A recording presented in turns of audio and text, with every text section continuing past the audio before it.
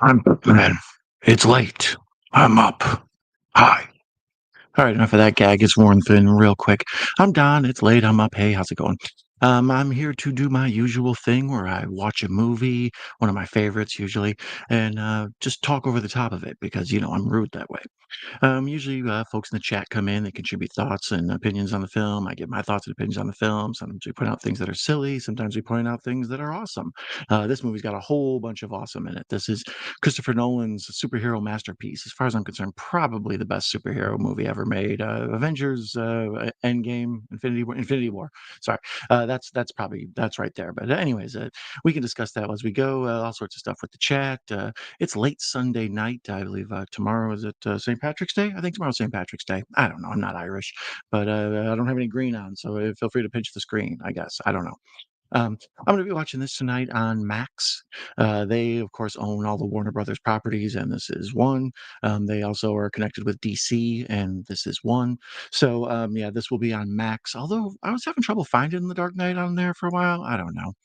Hey, Russell's here. Welcome, my friend Russell. Nice to see you. Sorry, we'll give Russell a shout out. He says, "Evening, Don. Evening, Russell. Nice to see you, buddy." As I was saying, I'm gonna be watching this on Max. This is all over the place. Most people have it on home media. This is one of the most highly bought films on physical media in the history of physical media. This movie actually made Blu-ray defeat HD DVD, which is kind of a weird trivia about this movie.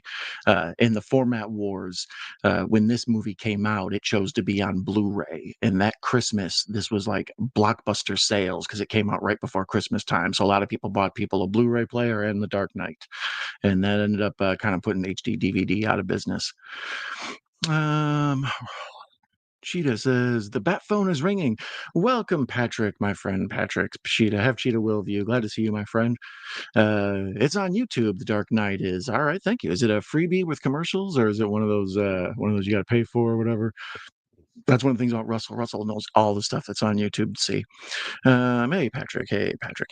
Anyway, so I'm going to watch this on Max. This is a long one. We'll talk about why it's a long one, et cetera, as we get going. But I'm going to get started on this. I've got it stopped at the rustling whoosh going on before the Warner Brothers logo. So I'm pressing play. Pressing play. I'm going to press play on this right now. So there's the Warner Brothers logo. It's got the cool, like, dark blue overlay. A Time Warner company, of course you are. What's the secondary one? What's the Syncope or whatever it's called? Legendary. Nice, nice. Okay. So two production cards. And here's the DC logo. So, okay, only two production cards. You would figure a movie this big, high profile. Um, I previously did a watch along of Batman Begins, I believe a week ago. I did it in lieu of watching the Oscars. I did alternative programming and decided to watch Batman Begins. So this is the follow up to that live stream, and this is the follow up to that movie. Here we start with the big overhead shot of Chicago pushing in, helicopter shot. This first 10 minutes was released as like a trailer, like a bonus type thing or whatever. They do that with movies every now and then. And this is one of the first times that really got done, where they released the first 10 minutes of this bank heist scene with the Joker. So people would just get their mouths wet for wanting to see this movie. Batman Begins had been a pretty big success, but not like a monster success like this was. This is a $1 billion movie. Oh, let's see here. Russell says it's on YouTube Premium. All right, there we go. Patrick says Russell knows all right. Russell always knows what's up with the on YouTube. He'll always let me know the things I can find for free. That's a good skill to have in the internet era, especially since streaming services get on my nerves with what they have on their services and what they don't. I was kind of mumbling about it earlier when um, I was going to watch The Dark Knight one other time because I love this movie and this is a great one to watch. And Max didn't have it, but I couldn't find it on any other streaming services. You guys own it. If you're not renting it out to anybody else, why aren't you offering it up on Max? So this whole thing with the multiple people in the clown masks and like we don't know that the Joker is the Joker until he pulls off the mask. Oh, this is all just brilliant. There's what's his name, William Fichtner, whatever. He's traditional movie douchebag. Uh, Patrick says The Dark Knight is excellent. It shows why Batman is not the hero we think he is. Yeah, this movie, I bet you actually like this as well for a lot of the political undertones and things. This movie has, for the many reasons people love this film, it's also got a weird sort of political message and stuff that was going on at the time this movie was made, the legality of wiretaps and whatnot, um, illegal extraditions and all sorts of stuff that was going on while this movie was going on. So yeah, this bank robbery scene, just this 10 minutes alone is just an amazing short film. The way it's shot, the speed of it, it makes you so like excited for this movie. You understand that it's not going to be your usual dumb superhero movie where Batman's fighting crime and punching people with biff bam boom pow or whatever. This is right up here with Heat. Actually, I would argue this and Heat have probably got to be the two best, my favorite two bank robbery scenes. Put in the chat or the comments, what's your favorite bank robbery or bank heist on movies in movie history? Yeah, I would say this or Heat. I can't think of another one that jumps to mind that's really as amazing as these two. I mean, Dog Day Afternoon and stuff, but that's a little bit different.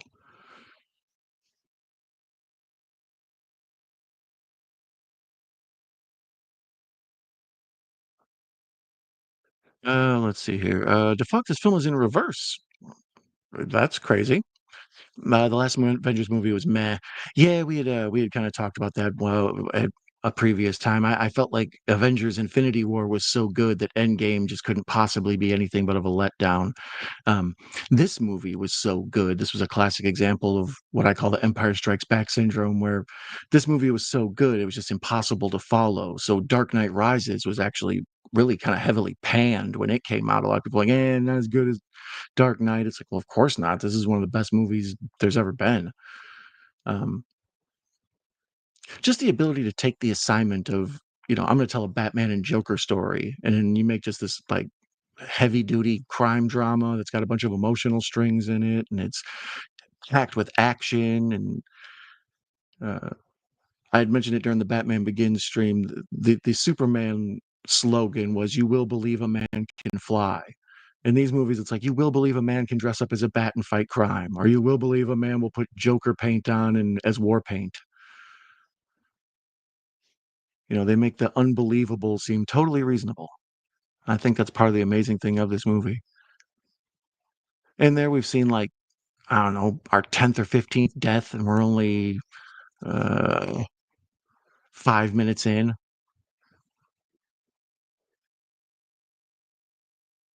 And the selection of this, like the masks they wear, the rubber ones, where it's a totally different type of clown than the Joker, but it still has like this creepy, sad, like I mean, this is theoretically a children's movie. It's a superhero movie. And the guy's got a barrel of a gun in a guy's mouth right in the first like 10 minutes. There's the big grenade. Uh, Dog Day Afternoon with Hal. Yeah, that's what I mean. Dog Day Afternoon's right up there, but that's a whole movie long story as opposed to like just a scene. But yeah, I mean, Dog Day Afternoon's right up there for sure. Inside Man. That's actually the other one I was thinking of. I was like, what's the Denzel one? Yeah, that's Denzel's pretty awesome in Inside Man. I still am taking this and Heat over those two, but um Late Night Stream is back. Yeah, yeah, it's been long overdue. Like I say, last Sunday, I think it was, I did the Batman Begins in lieu of the Oscars, and it felt weird to be on in prime time. If it's not past 10 o'clock, it feels strange. Oh, our friend Nate is here. Don Mega, what is up, my friend? I should say, yeah. Nate is the man. Love us some Nate here on this channel. The Mask had a fun bank heist team. Yeah, I do recall that one actually being pretty good. Like you say, it was fun. It wasn't like as heavy duty, like holy crap. But I also like I don't know, is Killing Zoe a bank heist movie? I think it is. It's a or is that like a diamond shelter heist movie or some technicality? But yeah, it felt like a bank heist movie. Um, JCVD, that's a good bank heist movie. Parts unknown. Just started Caligula, the Ultimate Cut in Three. Whoa, wow, really? The old the Malcolm McDowell one, I'm assuming. So there we see Gary Oldman uh, as Commissioner Gordon. I took a series of polls regarding the Batman universe on my uh, community tab, and the overwhelming choice for the best live action Commissioner Gordon was Gary Oldman. The dude from Gotham finished second. Actually, no, Michael Caine, or no, I'm sorry, Jeremy Irons finished like not Jeremy Irons. What's the dude's name? Why am I drawing a blank? Oh boy, Jeffrey Wright, right? Yes, I always get Jeffrey Wright and Jeffrey Rush confused. Anyways, um, yeah, as far as Commissioner Gordon's go, I feel like he's the best. Old buddy from the old TV show, the Batman show, was fun. Um, Pat Hingle got a lot of love just because he sort of threw out that whole Burton series of Batman films, but he doesn't really do nothing. He's the most like ineffectual Commissioner Gordon since the TV show. But this is like the Gordon I know, where he's like a cop who's one good cop in a field of dirty cops, Serpico or some crap.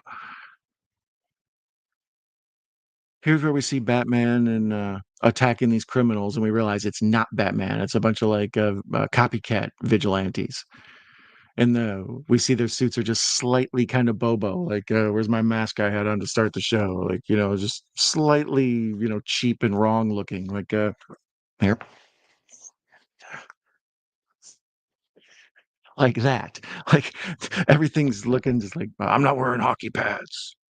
There are these fake knockoff Batman. Um, Patrick says Gary Oldman was great as Gordon. Yeah, I love him as in this. He looks like Gordon. I mean, just got kind of the same face as the Gordon in the both the animated series and the comic books. The big mustache and the glasses, and he looks like a middle-aged guy, but he still looks like he could punch your lights out, buddy. Chief O'Hara from 1966 was a buffoon. Yeah, that's the thing. They kind of just had them there. Commissioner Gordon is the old man, and then the chief of police was just kind of stupid in there. And they sort of make it seem like that's why Batman had to do what he had to do on that old show. Like the police were just morons, as opposed to here, where it's like, well, most of the police are either corrupt or scared to speak out against the corruption, so the crime sort of prevails. That's why a vigilante can get away with whatever they want. He can't be bought, especially a dude this rich. So yeah, here's the famous scene where he goes to the center of the parking garage, and it's like a loop-de-loop thing, and we do like the look down and see this crazy swirl throughout the screen, and he jumps down and lands on top of this kind of white moving van thing, and all the windows crush out, and we see he's captured the vigilante Batman just like he's captured Scarecrow.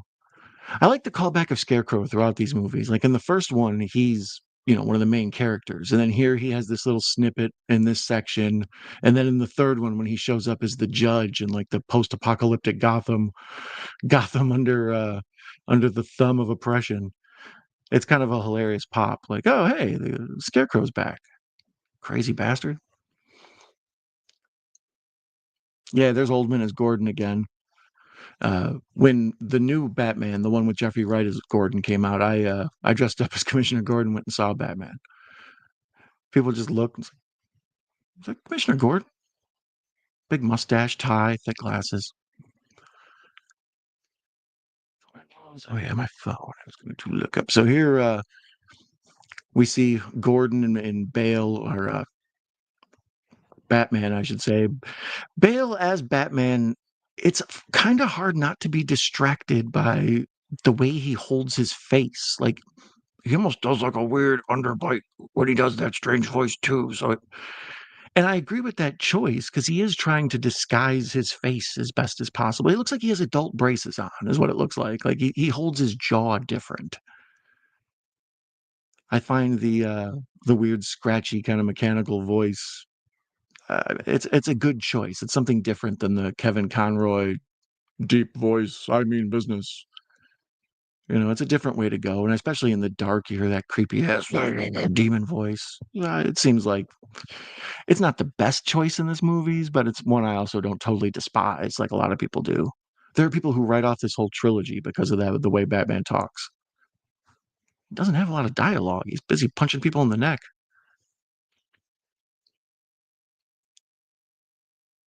So here we see Michael Caine coming down to the temporary Bat Cave or whatever, the little armory, because at the end of the first one, we saw the Wayne Manor get burnt to the ground, and they discuss how they're going to be building the new, better Bat Cave underneath it and everything.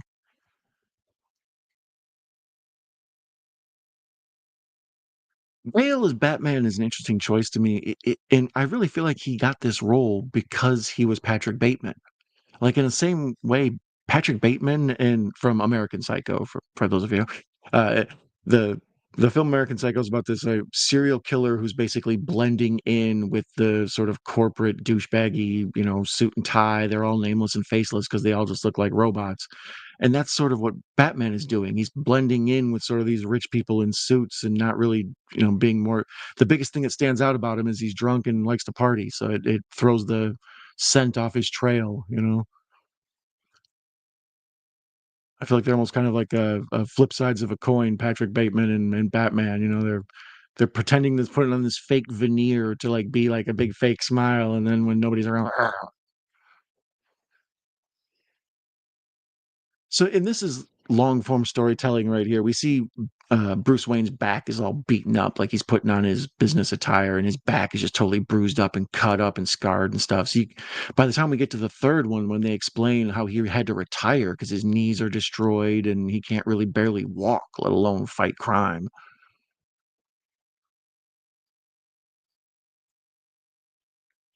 Oh, let's see where we at here. Russell says Gary Oldman flatly refused to play Sid Vicious and Sid and Nancy until the director Brian Cox offered him more money, and Gary never heard of Sid Vicious and Sex Pistols. Still our favorite film. Yeah, I enjoy Sid and Nancy. I have that on DVD. That was a weird ass movie. That was the first time I'd ever seen like the craziness of heroin addiction and withdrawals. Obviously, Train Spotting and a couple other things later on really kind of took to the top of the best type of movie like that, but the Sid and Nancy withdrawal stuff is just brutal. That's a crazy, almost early version of Natural Born Killers in a strange way. Um, Jeffrey Wright was so good in The Hunger Games. Yeah, he is good. Jeffrey Wright's good in everything. I've always liked that dude. He's good in Westworld, um, the modern day updated HBO series one, not the classic. Gary Oldman did Dracula because he wanted to work for Coppola. I could understand that. Oldman's kind of like, I don't know, he's like a modern day De Niro almost. Like everyone everywhere pretty much respects Oldman. Apparently I think Oldman was married to like Uma Thurman for a while, and there was some issue with like maybe domestic something or other. I don't know. So there's a subsection of folks who don't like him because of that. But other than that, he has a pretty high approval rating as an actor. And here we have Aaron Eckhart as Harvey Dent. This makes me laugh because Aaron Eckhart's playing a big role in this, and then in the Batman '89, the worst of the corrupt cops is a guy named Eckhart. See, it all ties together. Um, American Psycho was all in Bateman's head.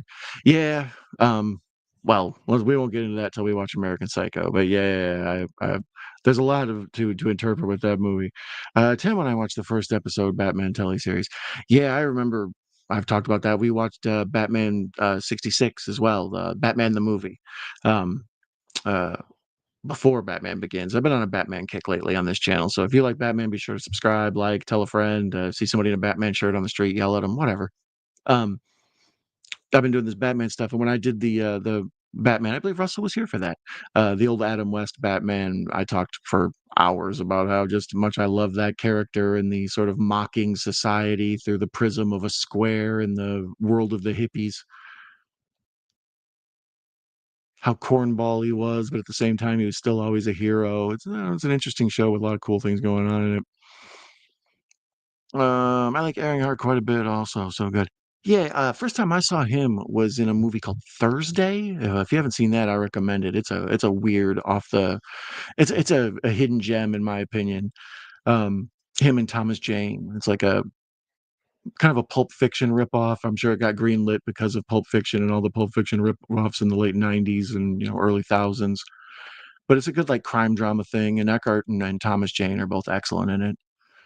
And then every time I've seen Eckhart since then, thank you for not smoking or thank you for smoking and um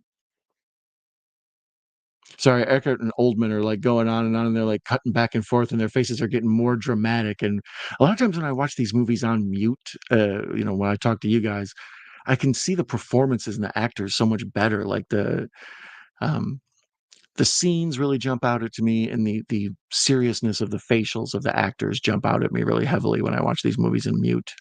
We're often captivated by the dialogue and the sound effects and music and whatnot. Uh, we need some creature features, Don. Yeah, I'm over to do some monster movies.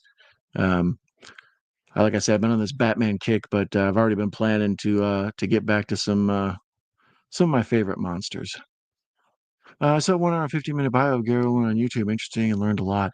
Yeah, he's a very interesting guy. Super smart, and he's been in a bunch of great movies. And part of the reason those movies are great is because he's in them. Now here's Morgan Freeman. He's an interesting character. He's not really covered in Batman lore, like on screen until this. Lucius Fox, the guy who works for Wayne Industries, who, because they have an arm of the corporation that does, arms and all this stuff. He's been managing all this like military grade equipment, and he gives it to Batman to do. So that's one of the many things I love. They explain like, oh, his cape has this electric thing in it, so it can, go stiffen up and it turn into a glider. Or the Batmobile is really just a version of an old military thing they used to jump canyons. And they really do a good job of explaining the improbable.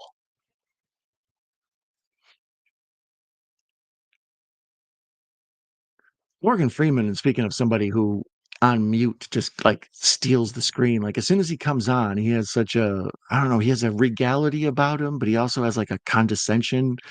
He feels bigger than the people around him always, like more important. It's like it's just a dude. He's on the electric company, for God's sakes. No disrespect to the electric company. I grew up in the electric company. The Fifth Element was so much fun. The Professional is top drawer. Yeah, The Fifth Element. Gary Oldman in that is magnificent. And then, yeah, as you say, The Professional too is great. Going back to what Russell said with Sid and Nancy. Every time Gary Oldman turns up, a Drexel in True Romance, right? The Gary Oldman hit list is quite a long and fancy one. So here we see Maggie Gyllenhaal. She's replaced Katie Holmes from the first one. Um, we talked about that when we watched Batman Begins, like how out of place she feels. She feels like the only thing kind of cheap or low grade about that first movie. She feels like someone who came from a CW show and dated Tom Cruise and ended up in one of the biggest movies there is. Um, I'm not the world's biggest Maggie Gyllenhaal fan. She's good. She's like super solid. She's, like a perfect average at everything. Like she's very pretty, but not too pretty. She's very talented, but not like, chew up the scenery talented. She's just a competent and good working actress. So she feels in place with the people in this movie. Uh, Hey, Xavier Pierce, Geek Archivist. Nice. I recently made a connection with one scene from The Dark Knight and how it was a reference also to Batman Returns trailer. The flipping of the truck and the clown goon he missed because he missed. Yeah, that flipping of that truck in this, after that happens in this, we see it in so many movies. Like the scene where the truck topples end over end, kind of somersault style. Um, that scene became in like every movie. I don't know where the hell it people thought it was okay to just do and everything. They're like, but we need that flipping truck in our movie too. Hannibal, Outer World, aka the Fifth Element, Air Force One, True Romance, Leon the First One. Yeah, Air Force One. I forgot about that. He's good in that too. Nice to meet you, Xavier. Yeah, Xavier, nice to meet you. I was kind of caught off guard by your question there. Yeah, thank you for dropping in, Xavier. I believe you're new to the show and the gang. It's always nice to have people new in the crowd. In the trailer for Batman Returns, the clown sees Batman fires up the gun and supposedly misses. The clown is holding Selina hostage. Batman pulls back a chunk of the wall, knocks the clown out. Yeah, that was one of the classic scenes in that. Like he's like, ha ha, and he turns his head and it goes into the wall. And when he gives it the jerk, the pops him in the back of the head with the loud clunk. So here's one of the best scenes in this movie. This movie's got so many great scenes, but this is one I think people remember: the introduction of the Joker, where Ledger comes in, he's got the pencil in his hand, and he wants to make his pencil disappear. Ta-da! To come in dressed in a clown outfit and a purple suit and everything, and just like steal the room from Eric Roberts and Michael Jai White, and a dude on a TV. This is the only part of this movie I would probably get rid of. I have somewhat issues with this being 2.5 hours. Like, I don't think you need 2.5 hours to tell a Batman story. The fact that new the Batman, well, whatever, it's like a couple of years old now, a few years, the Robert Pattinson, Matt Reeves deal, that's 3 hours. That's absurd. So this one being 2.5, just slightly too long. So one of the things I would cut is this whole subplot where I believe he's Japanese. I don't know. The Asian businessman who's the head of the mob, and he steals all the mob's money and flies it away so the police can't confiscate it under RICO laws, yada yada. And then Batman has to go there in the jet and do like that grappling skyhook thing and like do the extradition. Oh, man, cut all that. That's a good like 10, 15 minutes of the movie that's just not necessary. So here it is. They're all, I love the hidden mob places in movies. Like movies will have you think that every restaurant, the back room, in the kitchen, there's some sort of illegal card game, some sort of mob meeting. So here's where he sets the pencil down, and the one of the goons walks over to rough him up, and he slams his face down into it, and he goes, "Ta-da!"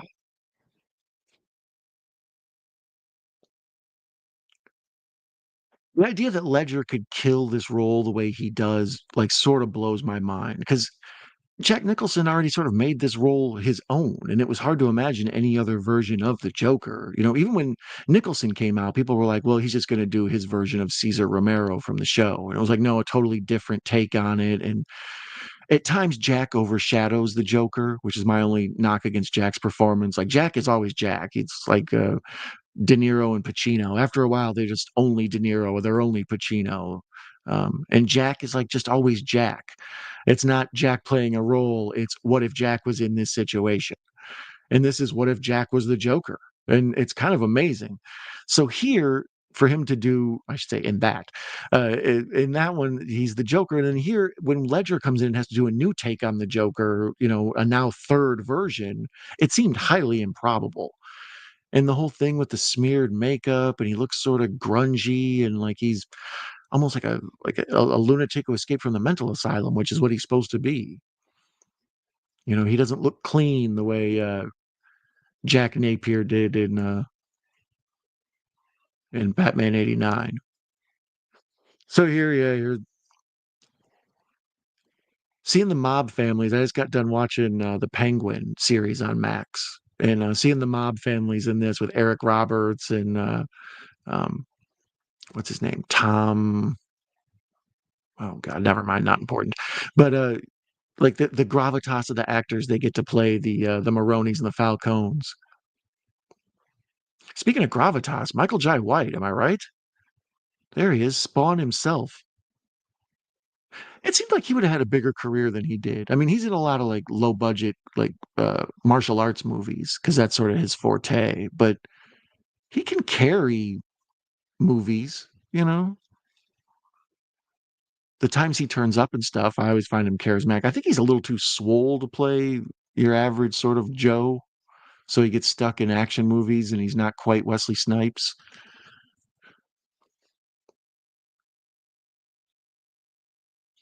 Let's see here. Joker versus Spawn. Yeah, Patrick's right there with me. What's interesting is in The Dark Knight, the mental back and forth between Joker and Batman during the interrogation scene was fascinating to watch.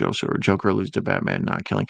Yeah, I mean, this whole movie back and forth with just not only the Joker playing games with his crimes as he's wanting to do, and in the silliness of just not even wanting the money, he'll set the money on fire. He just likes to cause the chaos, just all that, and the dialogue with Batman and the lengths Batman has to go to capture him. And if you're a person whose job it is to enforce the law and you have to break the law to enforce it, why aren't you a bad guy?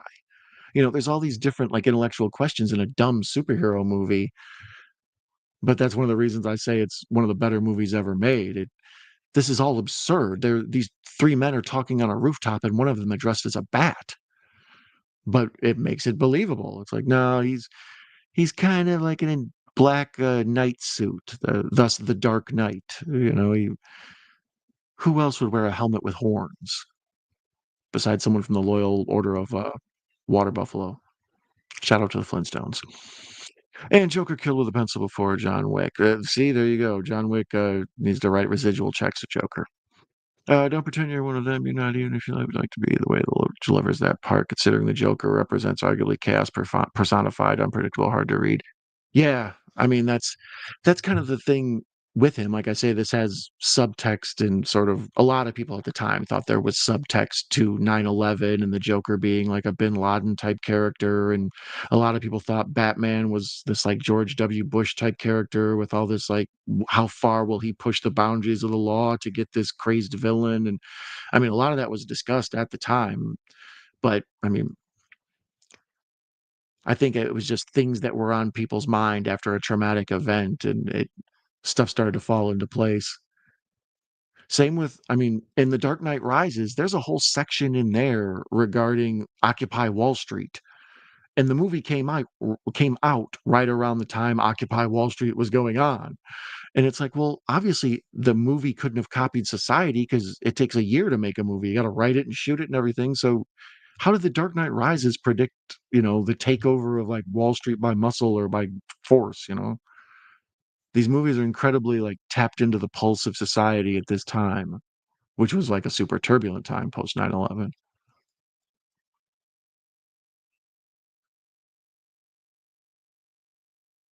So here we see Michael Caine and Christian Bale discussing plans. I uh I think Michael Caine might be my favorite Alfred.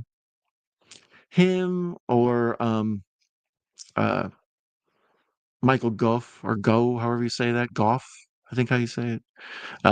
From the Burton movies and the Schumacher movies.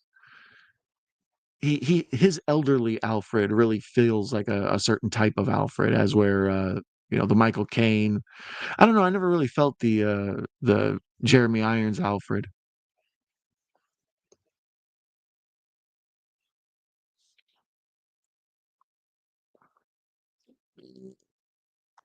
Plot: two brothers discover that the residents of a small southern town are being infected by a form of toxic waste turned into blood ravenous zombies. Film creature with wings. Hauser, Bo Hopkins.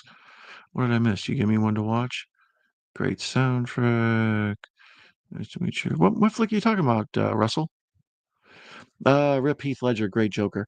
Yeah, yeah, that was part of one of the many things that influenced the cultural mania around this. Is Ledger is playing a villain in a superhero movie, yet he's giving an Oscar-worthy performance, and everybody's blown away by this movie primarily because of this guy's performance. And then he drops dead at a young age. Like, for those of you unaware, Heath Ledger passed away, drug overdose, pills, I believe it was.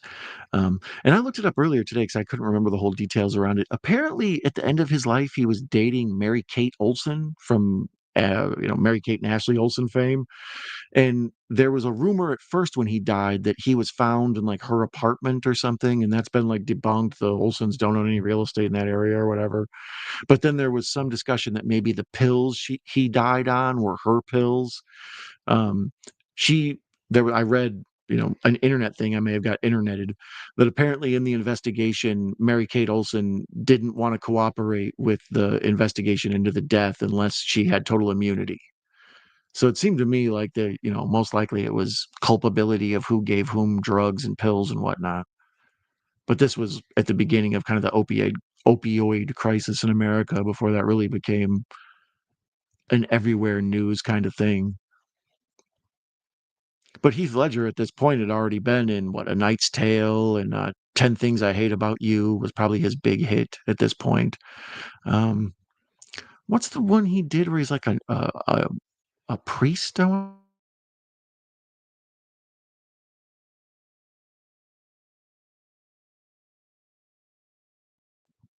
Right. Show. Heath Ledger is the best Joker. I would argue yes. Um, he was the overwhelming, when I did the poll on the channel, he was the overwhelming winner. Um, I would say him. He's probably the best. Jack 2, Cesar Romero 3, um, and then maybe the Joker from Gotham, or no, Mark Hamill. Mark Hamill's actually probably before Cesar Romero even. And then I can't remember the kid from. Oh god, what's his name? I can't think of it. There was a hidden scene at the end of Matt Reeves' The Batman that they released later where Batman goes into, Arkham and he meets with the Joker in, like, solitary confinement. Um, oh god, what was dude's name? I can't remember, but the guy they had playing, Batman, was it Barry McKeegan or whatever? Was that who it was? But anyways, they had, like, some young actor to play the Joker, and he really kinda stole the role. You notice Jared Leto's Joker is way down on my list. He was visually interesting, but they just never did anything with him, you know? Um, Russell says, "Rip Heath Ledger, great Joker." Yeah, I agree. Michael Caine was awesome as Alfred. He fits perfectly. Yeah, he brings that like wisdom and gravitas. Like, Batman has to, whoever he's listening to has to be like an Obi-Wan Kenobi type character for Batman. Like Batman's been around the world and has all the money and done all the things. So who's he gonna listen to? It's like, well, I guess Morgan Freeman and Michael Caine seem like two reasonable mentors to have. Her real last name was Schumacher. Really? Any relation? Interesting when Bruce Temperley echoes what Ra's al Ghul said about the criminals not being complicated before Alfred encounters, with his story leading to some men just want to watch the world burn. Yeah, that whole thing. Some men just want to watch the world burn. That's emeralds the size of tangerines. Um, that whole scene, it really explains the philosophy of just how do you reason with people who are insane? Like normal people who are committing crimes, like Catwoman. She does what she does because she wants the money out of the safe. But people like the Riddler and the Joker, even the Penguin, he usually wants to be like mayor or some crap. But like, the Joker and the Riddler in like particular just want to cause chaos. They just like watching people freak out and be confused and the terror, their victory is watching terror. Once again, in this movie, much like in Batman Begins, all this stuff that's shot clearly like live and practical, not a green screen, with him up on these buildings looking over these ledges and like him standing on gargoyles with like the wind blowing. I'm sure it's a stuntman, that they have out there doing some crazy tightrope walking thing or whatever, but they like make my palms sweat, some of these scenes.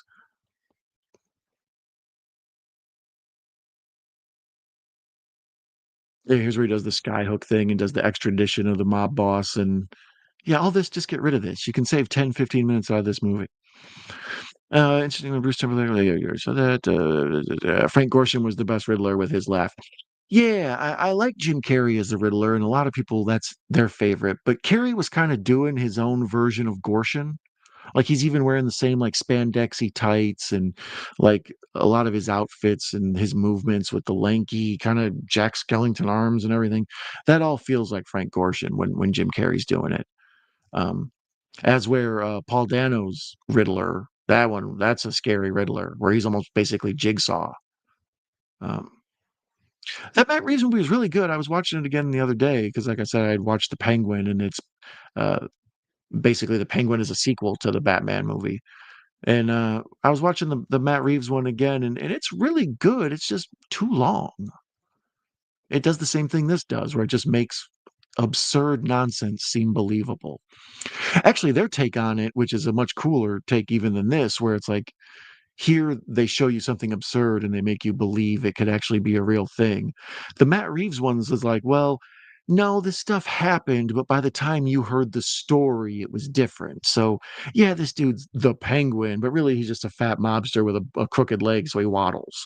Or, yeah, this lady's Catwoman, but really she's just a cat burglar who wears, a motorcycle outfit so she can get away fast or whatever. The Matt Reeves version takes the idea that the legend has made you envision the comic book version, which is kind of cool. It's you know, the lore of it all. So once again, now Batman just beating people up. It's one of the things I like about Batman. He can save the galaxy. He'll team with Superman and the Justice League and them, and he'll save the whole planet. But sometimes he likes to just get out and punch a purse snatcher, beat up a room full of cronies. You got henchmen. Batman will gladly beat them up for you.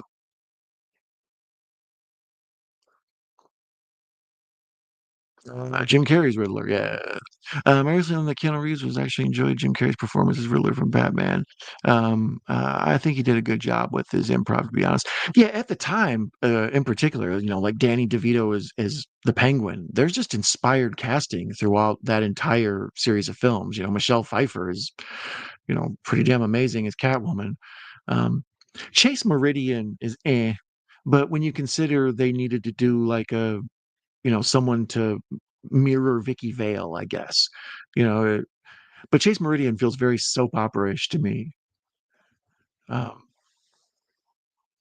yeah, Tommy Lee Jones replacing Billy D. Williams. Tommy Lee's way over the top in that movie. He's a walking comic book in that thing. But he does a fun job too. Tommy Lee was huge coming off of The Fugitive and all that. That The Fugitive sparked his career again, and he could get anything and make a ton of money. So of course, he went from being in kind of indie art house movies to suddenly being in Batman features. All right, so here's Jake Gyllenhaal, Maggie Gyllenhaal, Jake's sister, doing her interrogation thing after the mob boss has been delivered to her. And you can just feel that if Katie Holmes was trying to do this scene, she just wouldn't have the gravitas. Like it doesn't seem like she could bully a mob boss with like her dimples and big eyes and stuff. Like, you know. I did too, as earlier reminded us of Frank Gorshin. Yeah, for sure. Uh, so Keanu Reeves was playing Constantine in part two again. Oh, I didn't know they were making a Constantine 2. I knew they were talking about it, but that's one of those things I wasn't sure if they ever got around to it. Um, yeah, the pencil in the head. Yeah, classic. So here we see Eckhart, the Harvey Dent. I always regret that we never got to see the Billy D. Williams Hart version of Two Face. It's that's a strange turn of events in those Burton Schumacher movies. Like we sort of set up a character that people are interested in. It's like, damn, there's Lando Calrissian just hanging out in the background. But no, we just never get around to it. I don't know if I could imagine even Billy D's version of Two Face. I can imagine the smooth suit wearing side, the Harvey Dent side, obviously, but what would they even do for his face? Kim Bessinger was the worst actor in a Batman movie. That's ooh, Kim Basinger, Katie Holmes, or I don't know, man. Uma Thurman, she was hamming it up pretty bad. I like Uma as Poison Ivy. Like I find her to be like a seductress. That's what she's supposed to be, like a woman who could seduce Batman and Robin and then turn them against each other. But like the Bane in that is interesting. Um, a lot of people would say Arnold is one of the worst in there. I kind of love Arnold as Mr. Freeze. Those bad dad jokes, that's the engine of that entire movie. Chill out. What killed the dinosaurs? The Ice Age. Everyone freeze. I could just sit here. I'll probably watch the Batman and Robin sometimes, so I can just sit there and do bad Arnold impersonations of one-liners. I learned from watching a docuseries called Icons on Earth for Batman. Billy G. Williams became Two-Face in the Lego Batman films. Oh, I didn't know that. Yeah, those Lego Batman. I have a couple of Lego Batman games and Lego Batman 2 for PlayStation 3 for some reason. I started having my kids play and they love it. It's when I'll sit and play with them.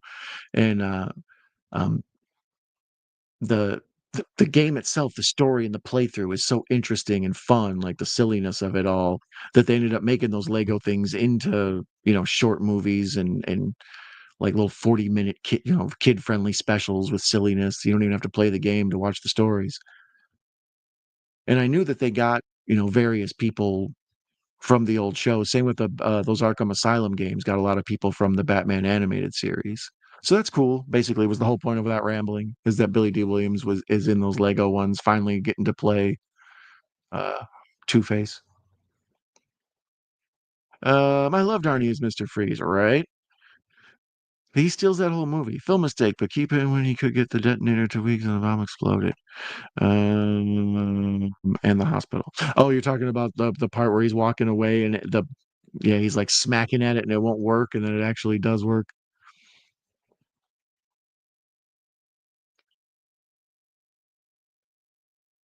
So now here's we see the Joker has killed one of the um, fake vigilante Batmans, the knockoff copycat Batmen, Batman's is.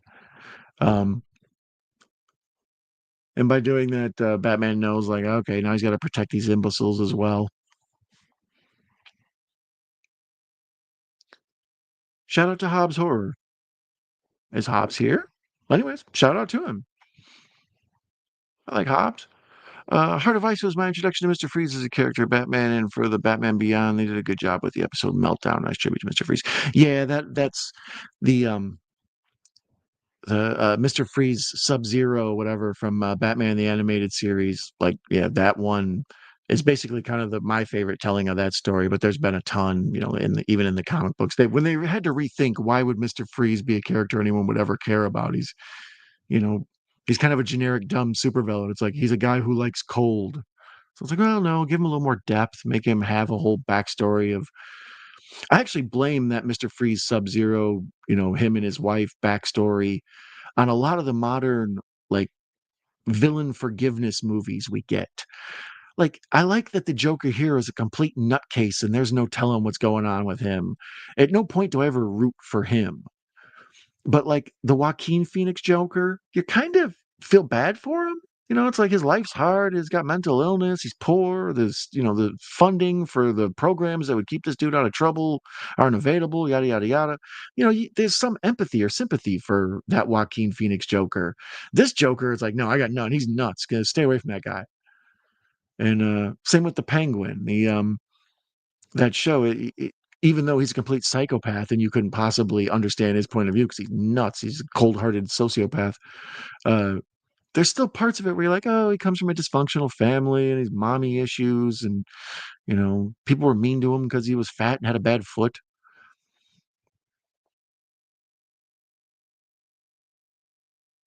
It's like Batman with Vincent Price's Egghead. Yeah, I always liked the Vincent Price Egghead. That old Batman show had a lot of fun villains. They had the classic villains, the Catwoman, Joker, Riddler, Penguin, but then every now and then they would, yeah, mix in the Mad Hatter or King Tut or whatever. Kingpin and Mr. Freeze had similar backgrounds. Yeah, that Daredevil show, the show in particular, the one that was on Netflix and now they've rebooted onto Disney. They really make Kingpin kind of like a sympathetic character. And in the comic books, it was always just like, nah, he's a big fat mean mob boss who's just like a brutally strong. And Michael Clark Duncan, that was a weird choice for the first time they put him on screen. Good point on the curse between Phoenix versus Ledger on Joker and the differences. Thank you, Xavier. Yeah, there's a lot. There's a lot that goes into these performances if you want, or it could just be very simple. Oh, and it was my lovely wife, Kayla Cintron. Penguin was pretty good. Well, glad to have you with us from the other room. So, she's supposed to be sleeping. She's in there sitting with the baby and making sure she doesn't cry while I'm doing this. So, thank you. You're the secret glue that holds all this together, my love. I prefer Ledger. Yeah, like I said, I think Ledger's probably the best, followed by Nicholson. Uh, yeah, Nicholson, then Hamill, then Cesar Romero, then who was that in that damn the end of the one? I think it was Barry McKeon. I can see where the sympathies and Billy would not make an actual sense in reality. Yeah, I mean, it's good for like Game of Thrones. I blame Game of Thrones for this. That's like before that, good guys and bad guys were pretty cut and dry for a long time. And then Game of Thrones became super popular and everybody was both good guy and bad guy, depending on what you had going on. And that, like, professional wrestling changed and went that direction. Instead of just clean cut good guys and bad guys, everybody had to be shades of gray. And that's how this is, Star Wars used to be cut and dry. There's the rebellion and then there's the empire. And then after a while it's like, well, the rebellion's not all that great too, and the empire's just doing, there's all this shades of gray to try to tell stories. I'm a simpleton. I like, good cowboy, bad cowboy, white hat, black hat.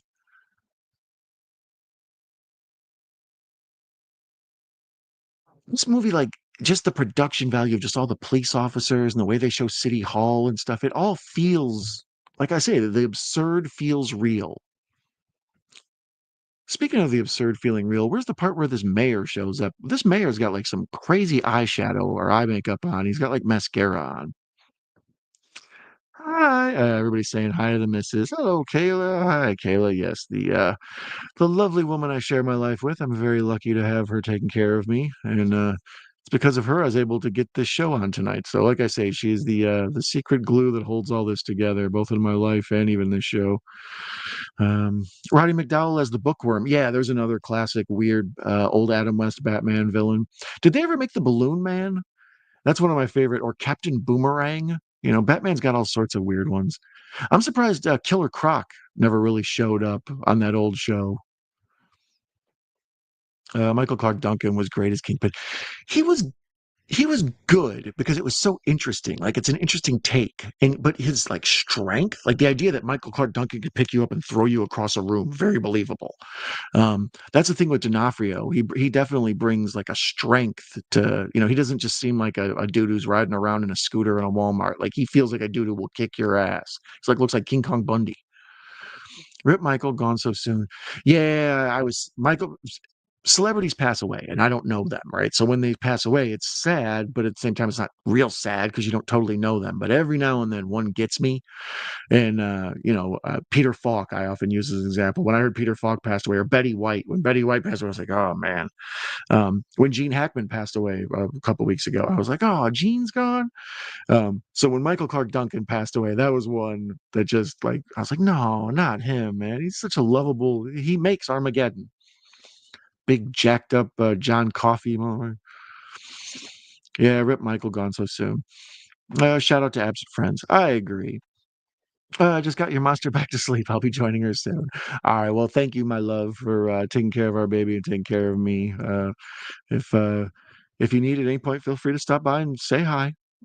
Otherwise, I'll be in after this is over. Speaking of this movie that I'm not watching, shout out to Mrs. Zombie. Exactly. She's the if there anybody gets a sloppy hand heart, it's that lady. Um, I recall hearing from the late Colin Conroy Rip, another one that was a bummer when I heard he passed away, that he was curious how the ventriloquist would have been adapted for Batman Beyond. When I asked him and Will Friedle about favorite villains, yeah, the ventriloquist is another like oddball. That's one of the things I really enjoyed about that Gotham show. I didn't think I was going to like Gotham at all, but it was one that just kind of pulled me in, and I dug it a lot. It had a lot of the oddball Batman characters, like the ventriloquist and what's his name, the Puppet Master. I don't know. But like I said, Captain Boomerang or the Balloon Man shows up in there. What's his name? KGB, something like that. Michael Clark Duncan really hurt. Yeah, some of them, when the celebrities pass, like I said, you don't know them, but you kind of feel like you know them, but you only know their on-screen persona. Any relation to King Kong Bundy? No, but he took my wife's nickname. I love a good Married with Children reference. Wasn't King Kong Bundy? Didn't he eventually show up on that show though? So here's the part where Joker invades the dinner party and he puts the knife in the one old man's mouth, and then he sees Maggie Gyllenhaal and he kind of falls in love the same way Jack Nicholson's does with Vicky Vale and all that. And he saunters over and he tells this insane story about how his father slit his mouth open or whatever. And then later on, when he tells a completely different story of how he got the scars, we realize, oh, he's a totally unreliable narrator. He's both insane and a liar. It feels weird watching Ledger in this makeup now because I've seen so many T-shirts and tattoos and bumper stickers. Those big black eyes with that round red smile with the grin, man, that thing is everywhere. I've seen the one time they did a thing about NBA tattoos, and there was something like 13 different Heath Ledger Joker tattoos in the NBA, usually some variation on why so serious. This character just like really inspired folks who, kind of mad at society and felt like outsiders and why take things so seriously, even if you have to do it to the point of being insane. I think every wrestler in Playmate was on Married with Children. Yeah, it's very possible. And Playmate. What were the penthouse ones called? Pets or whatever? Yeah, Playboy was probably too high grade for Al. Here's another scene where Maggie Gyllenhaal's playing this, and I couldn't imagine Katie Holmes trying to play against Heath Ledger's Joker right here. She's got the big dimples and the soft voice and like the big Bratz eyes.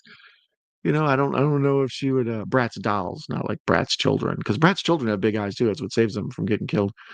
Um, so here Batman is fighting with all these damn Joker henchmen, and he's got the knife in the boot, and we see that Joker. Oh, which is weird. Here he's kind of like goofy. He can't fight, and in some other scenes he's goofy and can't fight. But then there's other times where he's like totally competent with. I don't know. I can't tell if that's supposed to be a choice, like he's being a goof or whatever.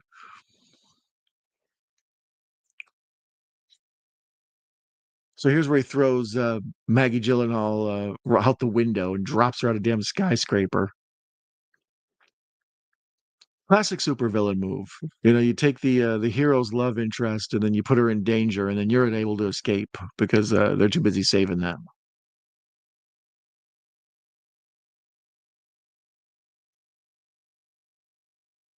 Sorry, I captivated by the movie. The special effects in this are really good. One of the things that this does that like horror movies do is that hides things in the shadows. Give me an idea of what's going on, and then let my imagination sort of fill in the rest. If things are too bright and too big, they look fake. But if I kind of think I saw what I saw, it feels more real. Like I say, that's what you do with monsters. A lot of times in horror, show me thing that's about to happen that would be gruesome, and then cut away from it. Let my imagination, fill in the actual violence.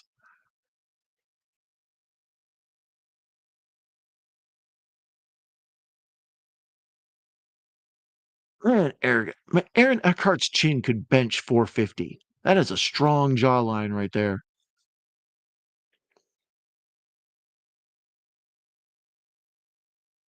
All this stuff with Michael Caine, explaining to Bruce Wayne. I almost feel like Bruce Wayne should be slightly younger in this movie. Like, I mean, well, I don't know. I guess in the first one, Bale does play really young, like way younger than he is, and here he's playing to age, and then in the Dark Knight Rises, he plays beyond age. Some fake grays and a weird limp and everything. So it tells like the story of a adult man's kind of heyday, but I don't know. I still feel like Batman's a little young in his Batmaning to be looking as long in the tooth as he is here. Uh, Cheetah says Patrick says Mark Hamill's second favorite Joker. Yeah, that's hard to believe that Luke Skywalker would be such a great Joker. But that performance, can you count animated performance in the same like category as live action? Like I kind of feel like you can't, but also I whenever I think of the greatest Batman, I always think of Kevin Conroy.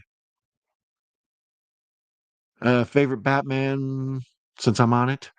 Let's go with I'm gonna go Bale, Keaton, uh Pattinson, West, uh, Affleck. Um, yeah, I don't know. I would probably go Bale. I would probably go Conroy, Bale. Yeah, I'd probably put Conroy first. So yeah, I'll go Conroy, Bale, Keaton,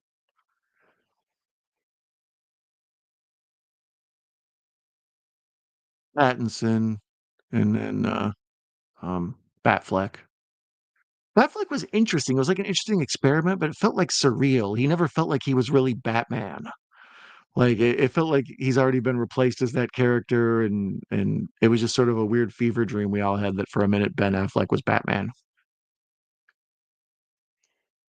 Where's the world stand on Batman versus Superman, or Superman versus Batman versus Superman? Yeah, right.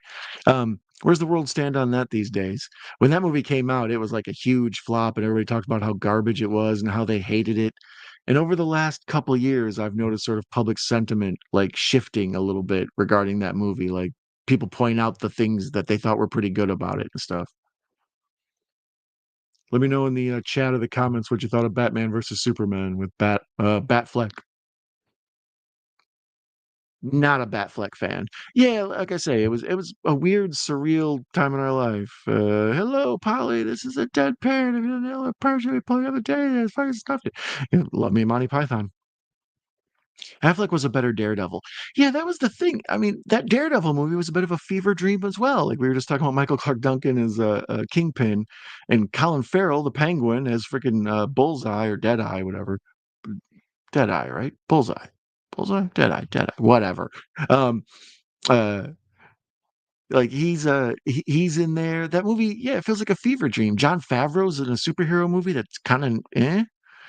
Um, There's another one, that Daredevil movie. Folks hated that when it came out, and then since then, there's been sort of a group of people who grew up with that on TV and are like, it's not that bad. I've watched it on TBS a handful of times.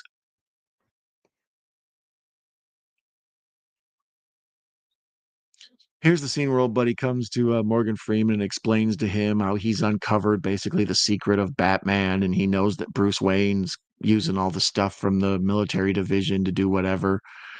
And he's like, so let me get this straight. He's like, I want $10 million. Let me find the Morgan Freeman line here for a year for the rest of my life. And Morgan Freeman says, let me get this straight. You think that your client, one of the wealthiest, most powerful men in the world, is secretly a vigilante who spends his nights beating criminals to a pulp with his bare hands, and your plan is to blackmail him. And then he just does that Morgan Freeman laugh.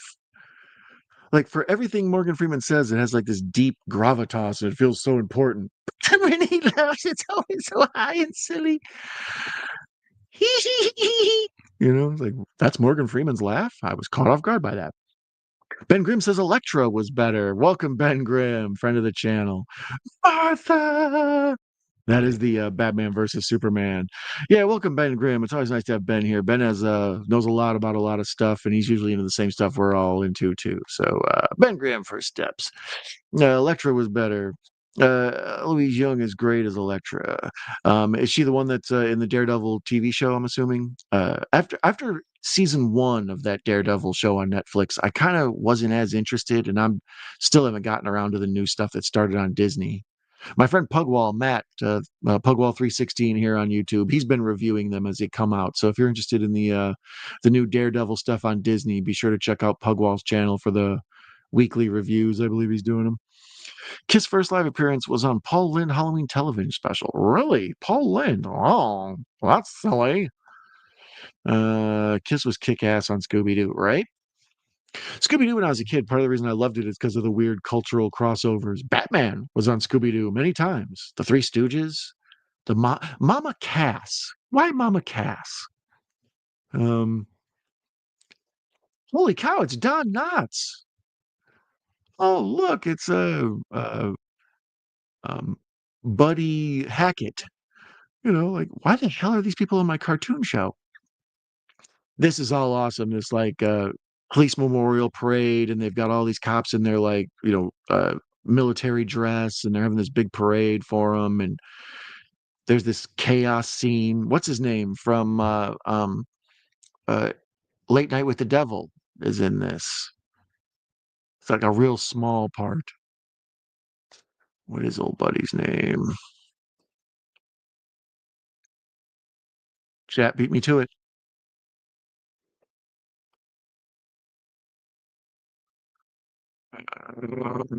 David Dismalchin. That's why I couldn't remember it. Dismalchin is really hard to remember how to spell. Uh, Russell says he grew up watching the Electric Company. Yeah, me too. It was on when I was a little kid. Obviously Sesame Street, but it used to run as like a package deal with Sesame Street, and they had Spider-Man on there. That was the first Spider-Man I remember seeing as a kid, live action.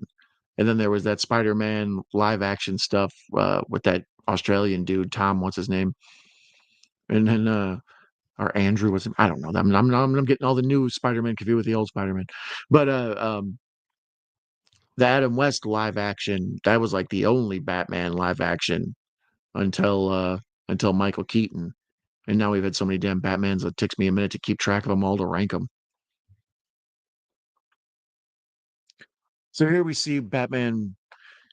He's in his Bruce Wayne outfit, like clothes. He doesn't have the Batman outfit on, and he finds a bunch of cops tied up with their eyes closed or whatever, like wrapped up, blindfolded. Jesus, Don. It's a problem with doing a show late at night. The words don't be wording sometimes. Um, so these cops are blindfolded, and he just instead of like worrying about them seeing him, he just trusts that the blindfolds are solid, and he comes walking up to him and says, "Hey, it's me, Batman. What's going on?" It's kind of this weird like ventriloquism act. It's like for a quick second. He turns into Jeff Dunham. And this is super cool with Ledger's face being flesh toned. And we see the stars in his face. And I just hit the little thing holding my bottle there, scared the hell out of me. Um, we can see his face is flesh toned, so the scars look more real, and he's got the police outfit on and stuff. So it kind of reminds me in the Burton Batman when Jack Nicholson puts on the like face base makeup and he looks human, so to speak. So here's where they have like this big shootout at the parade. And even now, there's more shots. And Eckhart just like walks or whatever, Harvey Dent walks through the like line of everybody, completely focused as shots are going off, and he like still focused on David Desmalchin here. Um, really, David Desmalchin's probably best role besides Late Night with the Devil was Polka Dot Man in the Suicide Squad. Speaking of more Batman adjacent stuff in the universe, that's the Suicide Squad, not the Suicide Squad. I hate when they do that. Let's see here. Jinkies, it's Buddy Hackett, desperate for money, right? They had the Japanese Spider-Man live action with a giant robot. That's what I love about the Japanese. They're like anything. Anytime's a great time for a giant robot. You know, Reading Rainbow. Oh, for sure. Pap knows. Thank God they're not remaking the Incredible Mr. Limpet with Jim Carrey. Don't mess with the OG. Yeah, I love. I did they. I thought they did make it. I don't know. I remember they were going to. Yeah, because Jim Carrey was trying to fill in that Don Knotts role. They were even talking about remaking The Ghost of Mr. Chicken and a bunch of that stuff. Um, Classic line. Eric Roberts is with this bimbo in the nightclub, and she's like, "Can we go somewhere more quiet? We can't hear each other talk." And he's like, "What makes you think I want to hear you talk?" And this is a super cool fight scene. Batman works his way through the club, fighting everybody with the strobing lights and everything. So it's almost like this like techno fight scene a la Blade, but it's all done in strobe. So you only see once again just like brief glimpses and flashes. You think you see more than you really see. Nicholas Hammond, that's the guy I was thinking of. Thank you. When I said Andrew, and then I was like, no, that's Andrew Garfield. And I was like, Tom, no, that's Tom Holland. Yeah, Nicholas Hammond. He was like playing Peter Parker, who was supposed to be, I think on the show, he was supposed to be in college, but yeah, Peter Parker, the charm of him is that he's a high school kid, and Nicholas Hammond was like 30 something. I used to watch a show called Herman's Head. Yeah, I remember Herman's Head, where like it was kind of like oh god, what's that? Inside Out or whatever that Disney Pixar stuff. Like this dude's emotions lived in his mind, and there was like a big husky frat guy, and then there was like a very like thoughtful woman, and then there was and his mind and emotions would have like this tug of war, and you would see it played out with the characters in his head. Good pull, Pap. I haven't thought of that show in years. How about Indian Superman? Funniest thing ever. Yeah, I've seen most of the oddball when other countries rip off, like what is it, Turkish Star Wars, Turkish Batman, uh, Spidey. I've been done a couple times. There's a pretty sexy like Batwoman one, I think, from somewhere in the Middle East. I don't know. And that too, Pap Schoolhouse Rock. Yeah, Schoolhouse Rock. That was on Saturday morning cartoons here. So Batman versus Eric Roberts, or as I like to call him, Julia Roberts' brother.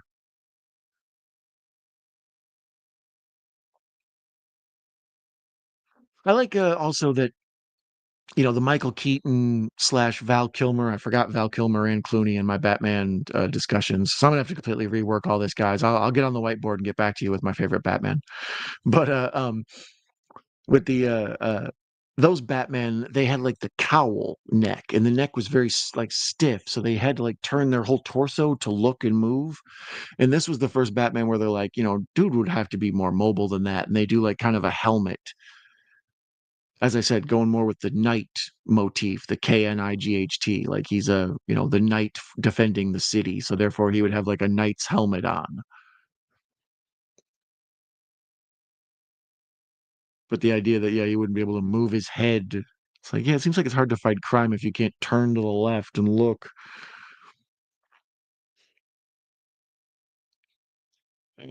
So here's the part where Aaron Eckhart is interrogating Desmalchin, and he's flipping his coin. He's explaining the whole thing where he's got this lucky coin and if it's a heads or not. And so we start to see the idea that perhaps Eckhart or Harvey Dent is living a little bit crazy. And when he flips the coin up to decide if he's going to kill little boy, Batman steps in and snatches it. Once again, Batman in the shadows, barely can see him. This is all great work by Nolan. Nolan's just a master director. Like, I don't think I've ever seen a Nolan film I didn't think was pretty brilliant visually. Even Following, I think it's called, the black and white one was early one. Obviously, Memento is what got him on the radar. And then the remake of Insomnia with Robin Williams, that's probably his worst film. Um, the Prestige is pretty amazing. All three of these are pretty amazing. Well, they are amazing. Tenet, people don't like Tenet that much. I think Tenet's pretty good. Um, what do you call it? Inception. Inception's pretty amazing visually.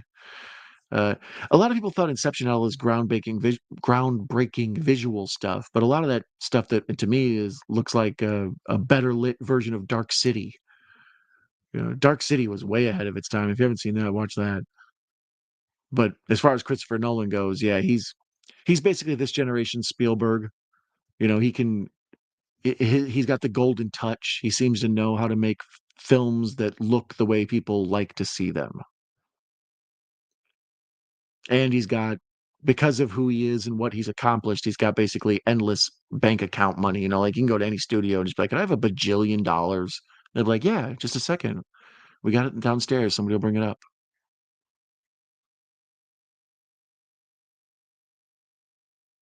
So here's this like sexy kind of it's a shame we never got hooked up like we wanted to scene between Rachel and Bruce.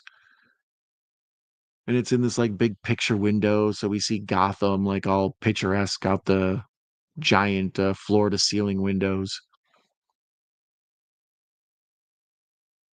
She looks very old-timey movie star there. I could see why you would want her in this and there. I felt like they kind of just cast her because she was sort of the like thinking woman's actress at the moment. For a while, Amy Adams kind of fell into that role. Um, it's women in roles like in Hollywood, they often either play up their like sexiness, or they play up their like smarts and strength. Someone like Tilda Swinton obviously plays up her smarts and her strength, but someone like Megan Fox or Angelina Jolie, they play up their sexiness. It's kind of hard to walk the line of doing both. Katie Holmes is a lot more cute than she feels like she has, actorial chops. As where Maggie Gyllenhaal, when she speaks, she sort of commands respect. She feels, like she feels like someone who could be the DA. But there, they had her very glamorous, lit in a way with her hair and stuff. She looked old timey Hollywood. I liked it. Uh, the Ghost of Mr. Chicken is our favorite Don Knotts film. Yeah, that's my favorite Don Knotts film too. Followed by Mr. Limpet right behind it. But Ghost and Mr. Chicken, that's one I would like to see remade. But the problem is, it would be like, you know, Andy Samberg or something. It would be somebody who wouldn't be anybody I'd want to see probably in it. Nothing wrong with Andy Samberg, just not what I would like to see for the Ghost and Mr. Chicken. John Astin from Madden Family replaced Frank Gorshin as the Riddler in the '60s. Yeah, I forgot about that till I was doing research for that Batman watch along of the old Adam West one. Um, yeah, I forgot for a while Frank Gorshin had stepped away. I don't know if it was a contract deal or what. And then John Ashton's in there with his mustache or whatever. For those of you who don't know, John Ashton was Gomez Adams. He was also, I believe, Judge Harry on Night Court's dad. That's a strange pull for you. Why so serious? They're only as good as they allow you to be. Kal-El Daily. Welcome, Cal, our friend. Can't do a superhero movie without Cal popping in. No remake. I feel you. Hello, Cal. Gomez. Yeah.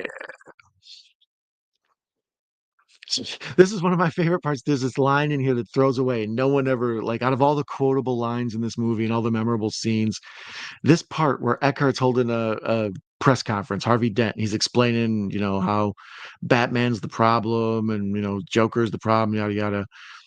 You hear somebody in the crowd announce, like, real loudly, but things are worse than ever. It's hilarious. It makes me laugh every time. It's just like you could tell it was ADR. Like they thought we need more like crowd sound while Harvey Dent announces that he's Batman, and instead you just hear this like sad off-screen ADR. But things are worse than ever. It's like, what are you, a 12-year-old girl? Pull it together, reporter. So now here Rachel is arguing with Alfred because we have to make sure everybody has their big acting moments together. This is more crap that could be totally cut out of here. 2 hours and a half is too long for this movie. It needs to be a tight 2 hours. Get rid of the whole subplot with the Asian crime lord. Get rid of this stuff with well, I suppose this is the part where Rachel gives him the letter that explains that she can't be with him, and then when she's no longer around, it's extra heart wrenching.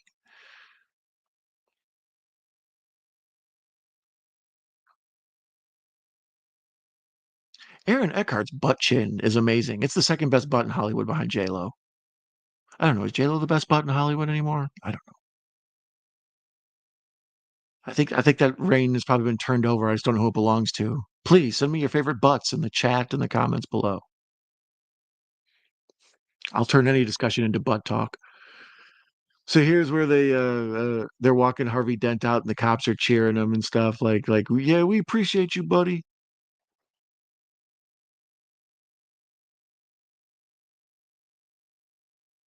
Eckhart's weird. He's got leading man good looks, but he feels more like yeah, he should play villains or like corporate, bad guys like in Thank You for Smoking and stuff. He feels more suited to that than like I don't know. I don't see him as a leading man of too many movies. His personality or I can see him on series definitely, but yeah, leading man in a movie it's hard. He's probably ready to move into the dad of a haunted house movie role, right? He's probably at that stature of his career. There's the part I remember that part, like it's a jump scare in this crazy movie where this cop walks up to the like semi truck parked outside of the police station or whatever, and the cop walks up and says, "Hey, you can't park here." And there's this old like trucker sitting there staring down on them all like blank faced, and out of nowhere, Joker pops out from behind him with a sawed off shotgun and blows the cop's face off, like he shoots the gun right into the camera. And it's such a like gripping scene, like damn, jump scare. So there's the fire truck on fire. We kind of see that Gotham is really got problems during this transport here.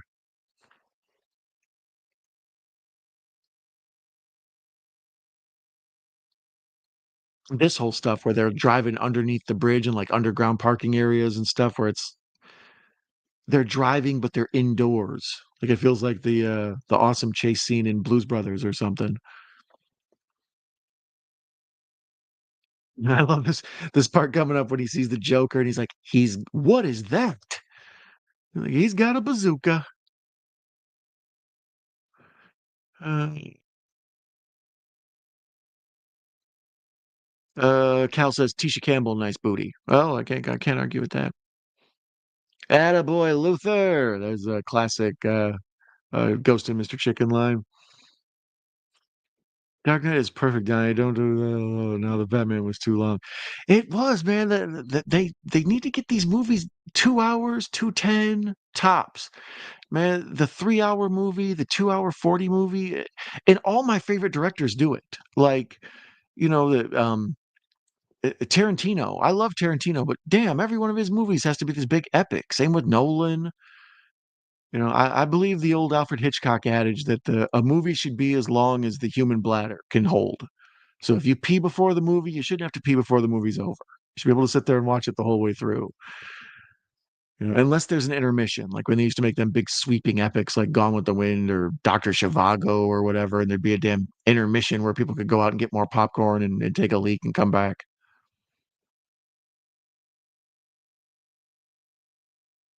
But yes, Cal, I would say this movie is damn near perfect otherwise. That's my only complaint about the movie Heat. We were talking about Heat earlier regarding bank robberies. I love Heat, but I almost never put it on because it's too long. Goodfellas is one of the only movies that's really too long, but I can watch it every time because it doesn't matter where I jump in on. It's like, yeah, it's like 3 hours, and I'm already 45 minutes into it, but that's fine.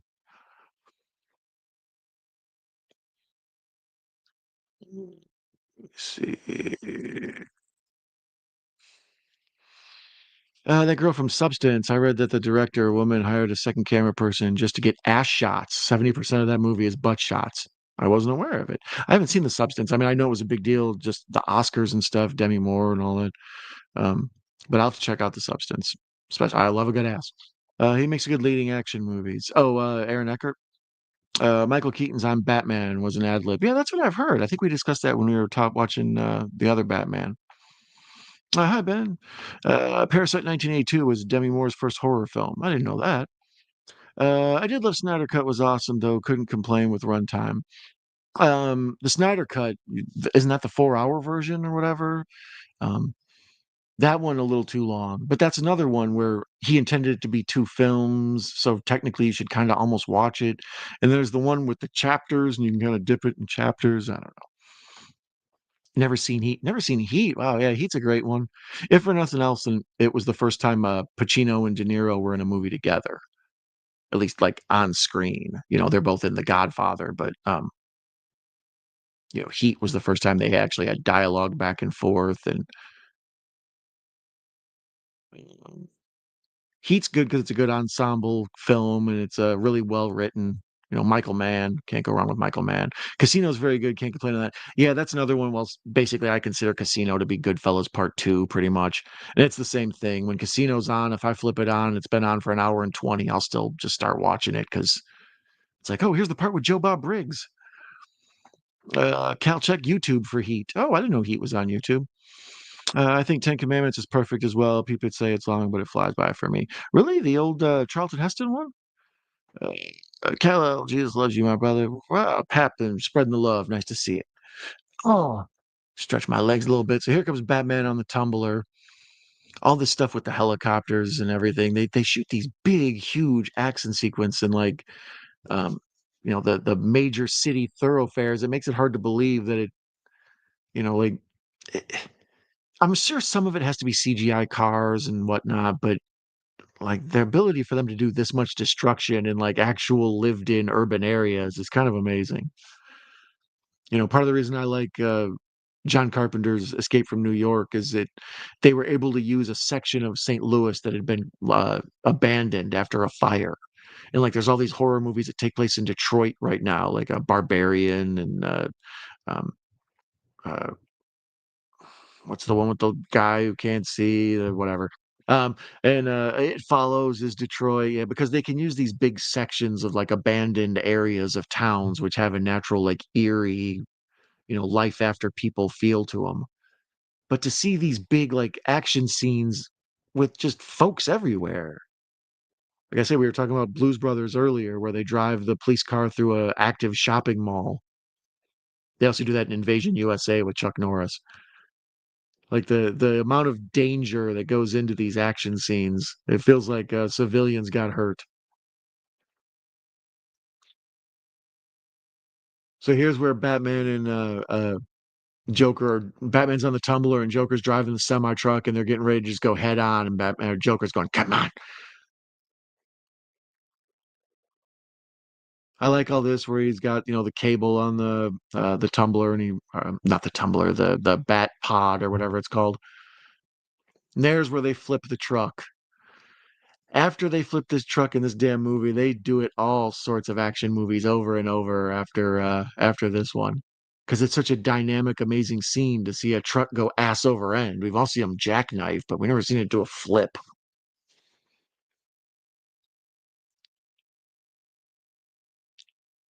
Uh, Joker saying, "Hit me" is awesome. I like it. Who wins the gunfight, Ledger or a long pistol, Jack Nicholson? That's a tough one. Here's the famous scene where Ledger's walking down the middle of the street holding the machine gun, and he's on, "Come on, come on." He like has this death wish that plays out in front of you. It's kind of amazing. Gangster Bert in any video is funny. Bert is voiced by De Niro, and Ernie is voiced by Joe Pesci doing the scene from Casino. Hilarious. Yeah, Pesci and De Niro. That's uh that's coffee and sugar right there. That's bread and butter, peanut butter and jelly. Somebody died who had suffered those scenes. I think I remember hearing about it before it came out. Yeah, they actually um these scenes are so big. I think the scene with the flipped truck, I think that part, some of the explosions in there, I think they might have actually lost a stomach. I do remember hearing that. But here's where they finally capture Joker, and it's Commissioner Gordon. One cop finally gets through that he doesn't kill, and then we see it's Gordon.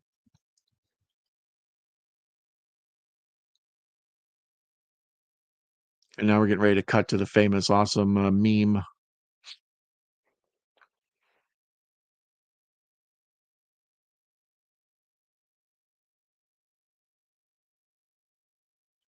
So yeah, here Eckhart kind of explains that he's working with the Batman and he trusts him and all this, and um, that Joker's been captured, all is right with the world, but there's still an hour and 8 minutes left. So we're an hour and 23 in. So we know obviously Joker hasn't really been captured. This is kind of like Seven, if you've ever seen that. Like halfway through the damn movie, the criminal just shows up and gives himself up. And that's damn near what Joker does here. It's like even though he puts up this crazy fight and he tries to kill everybody and take out half of Gotham, he still pretty much was trying to get kidnapped or trying to get arrested. Sorry, the mayor's on here. That weird guy who was on Lost for a while. I swear his natural eyelashes look like he's wearing mascara. So every time I see him, I'm like, did you just come from a Cure concert? Is there a Smiths reunion I didn't hear about? Yeah. Stage diving off a Fall Out Boy gig somewhere? Where do you hold this among the best superhero films? Um, Let me see here. Let me go back to that. Uh, I'm as old as the Commandments. You're as old as the Ten Commandments? I didn't know you were. Oh, yeah, I guess I did know you were born in '68. So, but Russell, what do you think of Ten Commandments? That's your jam too? Where do you hold this among the best superhero films? I would probably say this is number one. I was discussing that earlier. I think Infinity War is pretty amazing. Um, I have a soft spot personally for Batman '89 and for Superman 2. We discussed that during the Batman Begins stream. Like I don't know, Superman 2 came out just the right time for me to be amazed by the concept of Superman fighting three other Supermen. Um, I liked Carl Urban's Dread. I liked the first Avengers was really good. Um, yeah, I liked I like Thomas Jane's Punisher. I liked yeah, I don't know. I would probably have to say this is probably my favorite, followed by Infinity War, followed by Avengers, the first one. Sure. But that Carl Urban Dread is right there too, though. That Christopher Reeve Superman, I know your jam. That first one, that's right up there. That's pretty amazing. Um, Into the Spider-Verse, that first one, I haven't seen the second one. That's a kind of a beautiful movie about, changing wishing you could have the power to change the mistakes in your life, and it's more than just a animated kids movie. It's a really kind of beautiful, thoughtful film. It's like early Pixar standards of animation, emotion type film. Sorry, they were doing the Commissioner Gordon interrogates Joker scene and the way they have Joker completely in black with just his face. So it's like this floating head explaining like his apathy and his insanity. And then they turn the lights on and Batman's right behind him and he starts smashing his head into the table.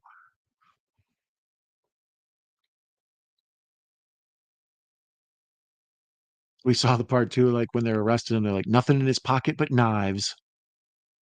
Like, that says a lot about the character right there. Uh, Superman 2 is my favorite film. There you go, Cal. Yeah, I love Superman 2. When I was a kid, like I say, the first Superman where he battles Lex Luthor, and it's cool how he flies around the Earth and all that, and just the production quality and the ability to see Christopher Reeve fly and it not look like hokey. But then Superman 2, to have him battle three other Superman. As a child, I was just like, how could Superman possibly win? You know? And the whole story with Zod, Terrence Stamp is just such a powerful character. Like, he talk about gravitas. When we were talking about Morgan Freeman and Michael Caine earlier, Terrence Stamp's got some gravitas. Kneel before Zod. Superman Returns is underrated. Really? Oh god, what's that dude's name? Brandon Routh? What's his name? The mayor is Dracula for sure. They're probably gonna do that. LOL. Yeah, the mayor in this with the weird eye makeup. Worst superhero movie is Superman 4. Oh, don't you guys start Pat and Cal. I I love Cal, so he and I have agreed to disagree on Superman 4. Uh, I just saw try psilocybin and I'm going with it. Well, my favorite Batman Returns in '89 slightly more than Dark Knight, and biasly, it's the best Batman film. Easy. People who don't like these type movies enjoy and hold it up. Yeah, this one, like I say, its ability to translate to people beyond superhero fans. Like this feels just like a really well told action crime drama movie with insane people. Even Burton's version felt somewhat comic booky. Like the Danny Elfman score has like a little whimsical silliness to it, even though it's awesome. It feels like a bizarro surrealist version of this. Superman 2, he gets down and dirty. The fight was everything. Yeah, yeah. And the whole plot with Superman giving up his powers to be with Lois Lane. He had to be a real man, like not a superhero. All that. He basically gives up being a god to be with a mortal woman. All that's very compelling and interesting to me. Cartoon Adamant. Kneel before Zod. Tom Welling might be my favorite Clark Kent. Really? Cal, where do you stand on that one? I'm still Christopher Reeve all day. I go Reeve, Cavill, uh, Reeve, Cavill, shit, maybe Dean Cain. I don't know. Rosenbaum is my second favorite Lex Luthor. Benny's absolutely the best Kent. Rip Genius Rosenbaum is my favorite Lex. Like these guys. So here's where, yeah, once again, when I was talking earlier about um, the political stuff that goes on in this, a lot of people took the subtext from this film to, make Batman George Bush and Joker Osama bin Laden, and then the whole stuff with the war on terror and the yada yada yada. This whole scene where he's interrogating him by beating the living shit out of him. That falls under the auspice of that whole thing. The illegal tapping and other stuff. The concept of the ideas that Homeland Security was doing at the time play out through what Batman has to do to capture the Joker. Like I said, this movie's resonant on a lot of levels. It's good for Batman fans, it's good for crime drama fans, it's and action fans, but it's resonant of the time period it's in. There's a little bit of art there. It's just an amazing movie from top to bottom. It's definitely one of my top 5 of all time, I would say.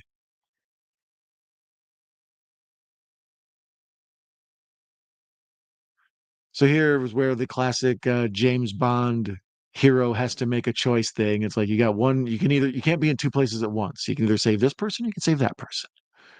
And Harvey Dent gets turned into Two Face. Harvey Dent as Two Face in this mildly horrifying. Like it's horrific, right? Like his whole face burnt up, and you can see the musculature and the jaw and everything. That's one of the things that got me about Batman Begins is the stuff with the Scarecrow is like nightmare fuel.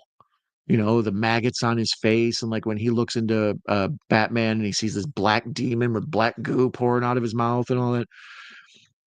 So here, all this stuff, this feels horrific too, like just like a half a zombie man.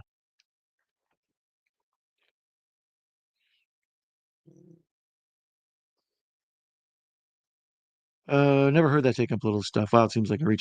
Yeah, like I say, I don't know if I agree with it, but that was the discussion at the time. Because the whole movie, basically at the end, Batman catches Joker by doing illegal wiretaps. Like he turns everybody's cell phone in Gotham into like a radar thing to help figure out where the hell he's at. That whole subplot where he, takes the bat hook and takes the dude. I don't know, where's dude go back? Japan, I think. The one criminal who steals all the money, and then Batman goes and brings him back to America to Gotham.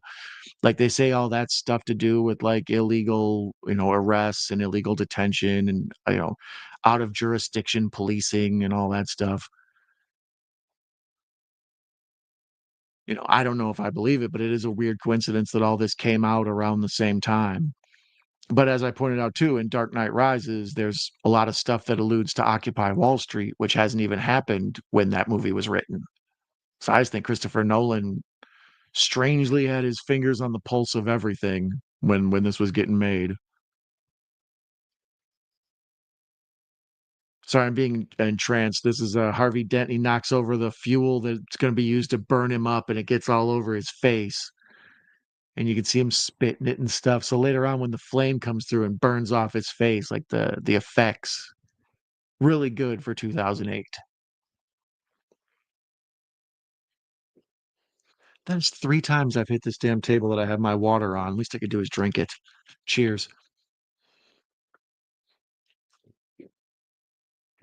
That drink of water was brought to you by Night Owl Movie Talk Merchandise Store. Get yourself a Night Owl shirt or a blanket or some other thing.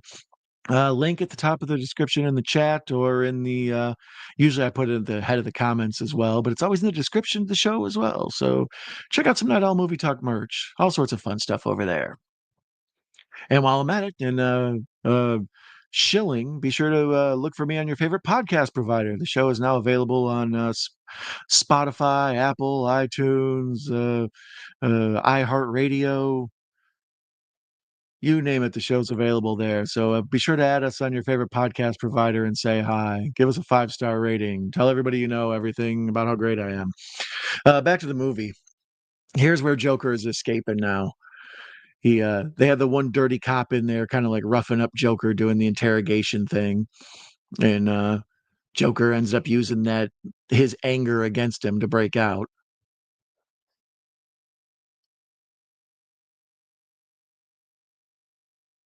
This is the part where this is a heavy duty dramatic scene where Harvey Dent is like getting ready to be burnt up and he's over the microphone or the walkie talkie telling Rachel he loves her and it's going to be okay. And it's not going to be okay, Harvey. You're about to get your face charred into musculature, homie.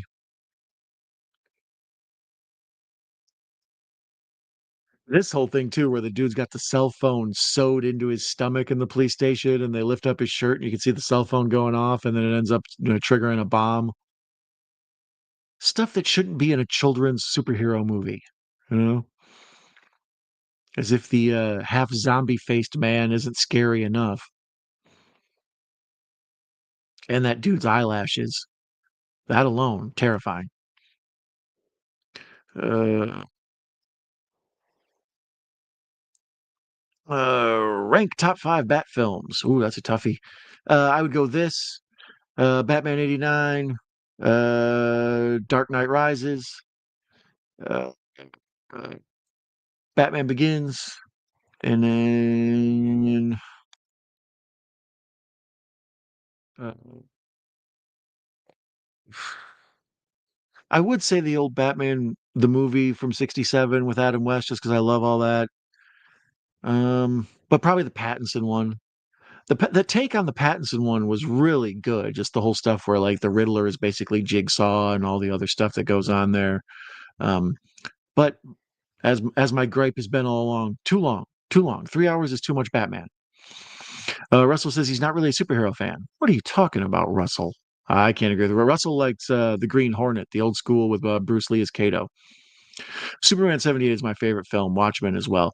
Watchmen's an excellent superhero film. Watchmen's hard though. It's a surrealistic, complicated watch.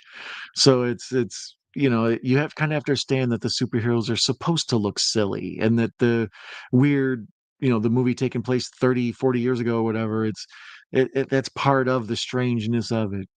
Here's where after Ledger escapes from the police station, it's like the early dusk or in the morning, and I should say dawn, and there's all these fires and everything, and he leans his head out the window, and he's like a car going, or a car. He's like a dog going for a car ride. He's like hanging his head out the window, and the wind's blowing his hair, and he just looks totally unchained and insane. Another iconic shot. Batman standing by the girder as the police put out the fire around him, and he's kind of got like that muscular pose with the flat or the cape blowing in the wind. Early morning golden hour. And there's Harvey Dent's coin. Damn, bro. Uh, what did you think of the Gotham show? I enjoyed it. I never finished it. I think I saw the first 3 seasons. They spent a little too much time with the Jada Pinkett character. That got a little old. I thought the stuff with the Penguin in the early seasons was really good, and then I knew they got into the Joker later on, and maybe like what season 4, season 3, some shit. Um, but that stuff and started to intrigue me. But I enjoyed it as far as just like a. If you said we're gonna make a Batman show where Batman isn't even really in it, Batman's a little boy, I'd be like, no thanks. But it's interesting to see like their take on little kid Poison Ivy and little kid uh Catwoman. That girl that got to play Catwoman has like looks like a cat. But I enjoyed that show. The idea that like Poison Ivy's like a hippie who wears like hemp sweaters and stuff. Like it's a fun show. If you need something to binge and you're a Batman fan, I recommend it. Penguin is better as far as a Batman series goes. Um, I never haven't seen an episode of Pennyworth yet. Been meaning to.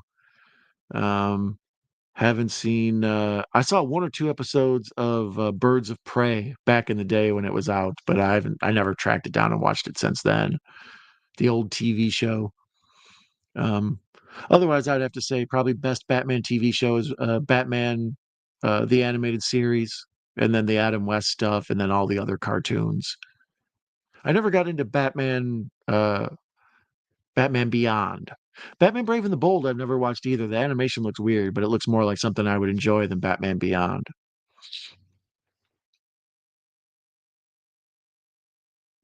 Here, like to see this scene is another scene where they really play up the night aspect of it. Like he's sitting in his high rise after he's been basically been defeated. Joker's blown up the police station, he's gotten away and everything. And he's sitting there like in his Batman uniform with the or outfit, whatever, and he's got the helmet off. He's not wearing the cowl. So he looks like a knight, like post jousting or something. Like you can see his armor, but it's just a normal man's head on it. It's sort of surrealistic. Really plays up, like I say, the knight aspect of Batman. I really dug Gotham. Yeah, Gotham's one of those. And then mentioning the Penguin earlier. If I think something's gonna suck and it turns out to be good, it's extra good. But if everybody tells me how great something is, it's like it's never gonna live up to this. Gotham didn't look like anything I would like at all, so it had a lot of leeway to win me over, and it did. I enjoyed it. Uh, Gotham was awesome, best superhero show after Smallville, in my opinion. Yeah, like I say, very good. Um, I still haven't watched Smallville. You guys are really selling me on it, Ben and Cal. Uh, Ben the Mafia stuff was great in that show. Yeah, the whole Maroni and Falcone stuff. That's what I was explaining to my wife when we were watching Penguin. Is like, there's the regular Batman's rogues gallery. Joker, Riddler, Catwoman, etc. Mister Freeze. Um, but then there's the constant like underground crime family war where it's basically like the beneath the insane villains there's the regular street crime villains like the mob and everything. um I think it's even Falcone in the comic books. They make him look like Marlon Brando, like in The Godfather. Like he wears the tuxedo and he's got the big jowls with the mustache and the flower lapel. uh, I like Brave and the Bold, but when they fracture up your characters, the 50% they don't know only about the dead man. Yeah, I would be interested in watching Brave and the Bold. The new Batman that Prime put out, that was mildly interesting. It was like an 8 episode deal. I can't remember. Caped Crusader, maybe. I think it was like a J.J. Abrams joint. That one wasn't bad. Loved HBO's Gotti, but not Travolta's film. Oh, the Armando Santi Gotti. Birds of Prey was good as was Titans. I still haven't watched Teen Titans or Gotham Knights, I think it's called. I've never seen that either. I heard that's good. Um, but I never got into any of that CW stuff. I never watched any of the Batwoman. Um, I never really even any of the Teen Titans stuff. Like I enjoy the idea that Robin eventually became Nightwing and did his own thing, but it's not ever any stories I'm interested in learning about. Like I don't know. I like the idea of Kid Robin being like Batman's son, like surrogate son kind of thing. But like when Robin grows up and becomes Batman, that feels like a natural progression and it's an interesting part of the story. It's just I don't necessarily want to watch it. Uh, I'm probably the biggest Smallville fan. Yeah, I've known a lot of people who love Smallville. My friend Justin is a huge Smallville fan. He kept, telling me, anytime you want to borrow the series set, I've got them all. And I'm like, yeah, I know it. They're streaming somewhere, but shows that have a lot of seasons like that are hard for me to get excited about to watch. Anything less than like 5 seasons, I'm usually like, oh, I can crank this out pretty fast. But if there's a lot of seasons, I'm not. I'm overwhelmed. My wife watches what's it called, Supernatural, and there's like 23 seasons or some shit. It's ridiculous. Smallville is really good. There we go. Another vote for Smallville. If you're a fan of Smallville, be sure to put a chat or in the comments why you love it or the fact that you love it. Like I say, Smallville seems to have a quite a loyal fan base to it. And maybe the second, I don't know. Blur. Dead Man is an interesting character. Titans had an episode where Robin killed Batman. It was Titans had an episode where Robin killed Batman. It was Fire. Um, really? Was it what Jason Todd? That one? Um, I need to watch the live action Titans. Yeah, I've never gotten into it. All that CW stuff, I never got. What is it? Legends of the Future or something? Legends of Tomorrow? Something? The Flash? All that? Green Arrow? None of that. I've never gotten into any of it. I'd like to. Um, as I was explaining once before, it blows my mind being a person who loved superhero movies growing up and then into the 90s. Like at one point in my collection, I owned virtually every superhero movie, like in my physical media collection. I had all the 4 Supermans, I had Supergirl, the 4 Batman, Swamp Thing, the Dolph Lundgren Punisher. And it was like I'm slowly accumulating all the superhero movies. And then it got to the point where now I won't even see all the superhero things in my lifetime. Like there's just too much. There's damn near infinity superhero stuff at this point because I'd never be able to watch it all. That's how Star Wars has gotten. Like at one point there was so little Star Wars that what there was seemed like perfect and precious. And now there's so much Star Wars it just feels like, drops of rain. Grains of sand on a beach. I'm looking in your direction, Andor, Acolyte, Skeleton Crew.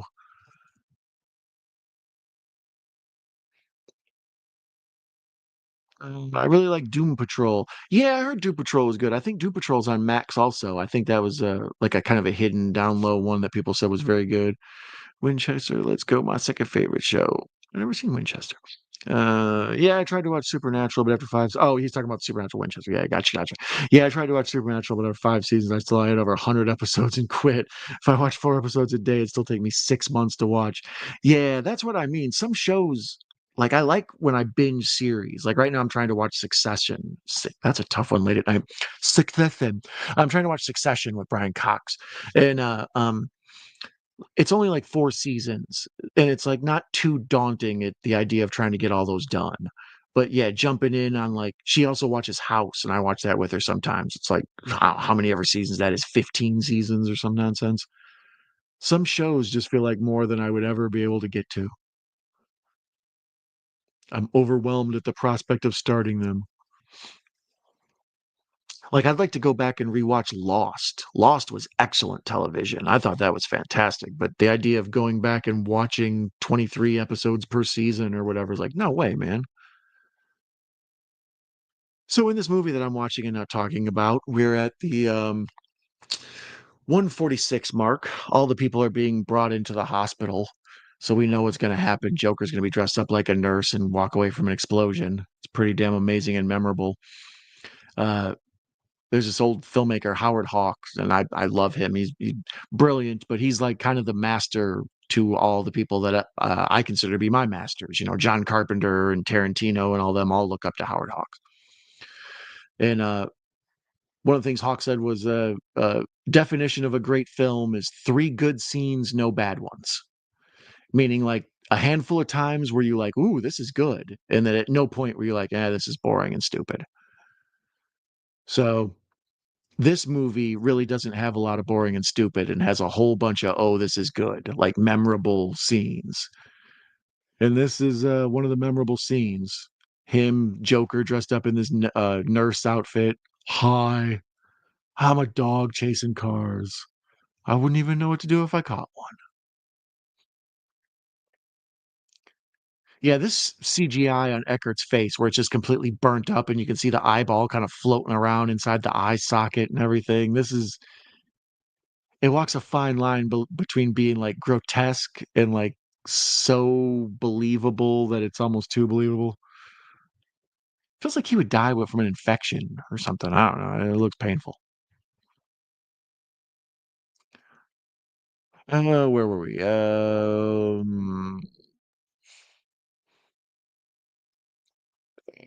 Titans is HBO, not checking CBS. Oh, Teen Titans is an HBO also. Yeah, with Max. My bad. Like I say, that when they started making all of these damn Doom Patrol is also Max, right? When they started making all these damn shows that I could keep track of, like Batwoman. If you told me there was a Batwoman show, it's like sounds great to me. And it's like, well, they start talking about kind of what's going on with it. So I'm like, sounds of the time, but not quite something I'd be interested in. And then same with like Supergirl and The Flash and all those shows that they made that I couldn't keep track of them all. There's so many. I still haven't even watched what's it called? Peacemaker, the John Cena Suicide Squad stuff. Still haven't watched that. Doom Patrol season 1, season 2 was booty juice. Need to catch back up though. Um, yeah, I heard season 1 was good for Doom Patrol. I would like to check that out. They say The Boys and the Watchmen TV shows are unbelievable. I still haven't seen The Boys. That's on my to-do list. Watchmen was really good. But they also said you didn't need to see uh, the Watchmen movie, the Zack Snyder Watchmen film, to enjoy the Damon Lindelof Watchmen show, and that's kind of a lie. Like, I don't feel like you could understand the Regina King show without seeing the Watchmen, because there's a whole stuff with like Osmondeus and characters that you wouldn't know who they were if you just watched the show. I don't know. If you only saw the show and not the movie and you were able to understand it, let me know. But yeah, I feel like that goes for everybody, not just Cal. Um, Supernatural main actors. One was in the Friday the 13th making. One was the My Bloody Valentine make. Oh, that's right. I knew that the taller dude was in the Friday the 13th movie, Jared, whatever. And then I didn't know the other guy was in the My Bloody Valentine remake, which is weird because I own both of those. You're trying to watch Brian Cox. That just do my commute. That just do my commute right, Don. Yeah, Brian Cox, man, he good. He good. Um, don't commute right, typo. Um, don't just do my commute right. Don't commute right. Parts, yep, Jared Padalecki and Jack Garrett Ackles. Brian Cox's Hannibal and Manhunter. Yeah, I was explaining that to my wife the other day because I had shown her Silence of the Lambs and she really enjoyed it. And then we watched Hannibal and she thought that was good. Another Gary Oldman classic role. Him as Mason Verger. He's awesome in that. Uh, and when we were watching uh, Succession, I told her I was like, "This old guy was the first Hannibal Lecter." She was like, hard to for her to wrap her head around." Favorite HBO teleseries: True Blood, The Sopranos, and Sons of Anarchy. Here, Sons of Anarchy is FX. I don't know where in Canada how they do it there. That's one of the things I've learned is things are all over the place in different countries. Um, My favorite HBO series, probably Game of Thrones, followed by Sopranos, maybe Penguins in there.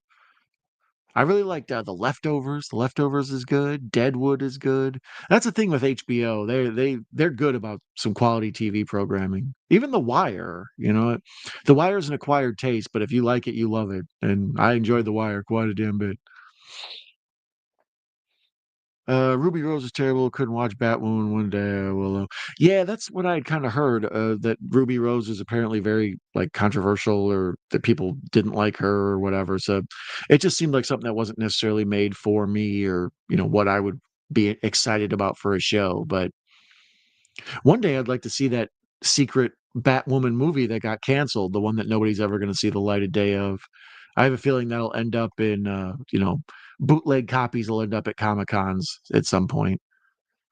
Here's where Joker's walking away from the exploding hospital, and he's got like this carefree, whimsical, silly look about him as he's just waiting for the big explosions.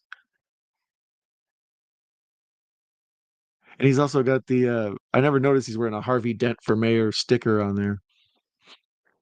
He's got a campaign sticker on.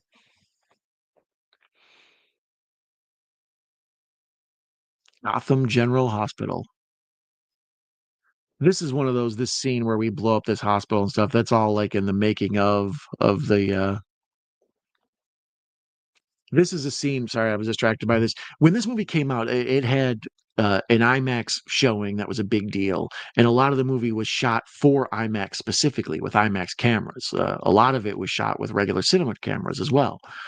So when it came out in the home presentation, and I've noticed this because I have like 3 or 4 different physical media copies of this movie, and some of them, when they go to the stuff that was made for the IMAX screening, the letterboxed framed screen opens up big and wide.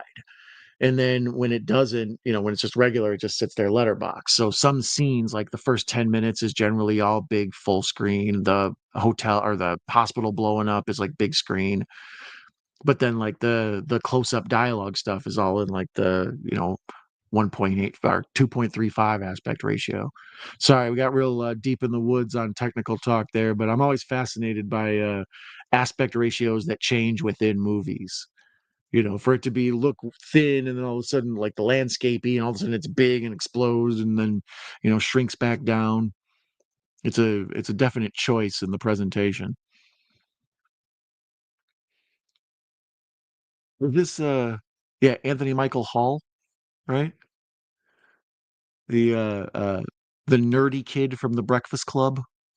Later on, he was the psychic detective on Dead Zone, the quarterback in Johnny Be Good.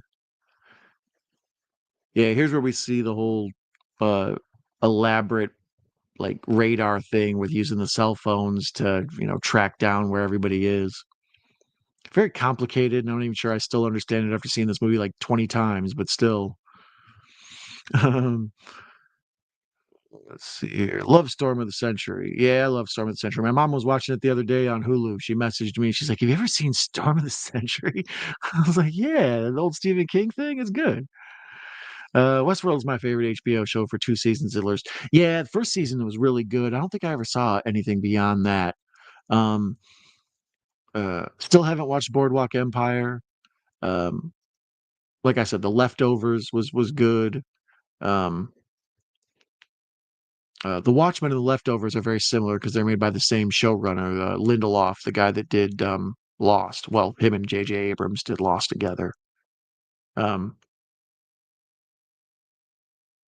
but even Sex in the City, like all first run, I enjoyed most of Sex in the City after it became like a cultural phenomenon and there was movies and people were having like themed parties for it and stuff. It's like, okay, we've jumped the shark on Sex in the City. But prior to that, I mean, HBO just makes quality series. I've talked many times about the old football show I've watched probably every episode on, First and 10. Um, same with uh, uh, Dream On. We've talked about with this on this show before. I often consider Dream On to be kind of my life. where like this dude's having conversations, but in his mind he's like thinking of scenes from movies and old TV shows and stuff. There's always like a third character in the room, my memory of old TV shows and movies. Fave HBO shows are Martin and Curb Your Enthusiasm. Martin wasn't an HBO show. Curb Your Enthusiasm. I need to watch those. Um, uh, I've always loved Seinfeld and Larry David's brilliance, but that show just seemed like not interesting to me. And then after it became like, huge cultural event, everybody's like, "Did you see the new Curb?" Like, no, back off. You're like a zombie cult. Um, I'm also less excited to watch a bunch of comedy. Like action and suspense and horror on series always intrigues me because I know there's going to be like cool cliffhangers and plot developments. Like comedies, the plot developments aren't as developed. I don't know.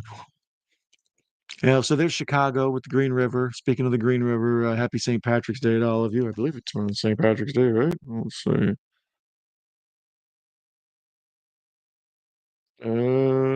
Yes, today is St. Patrick's Day. Jeez.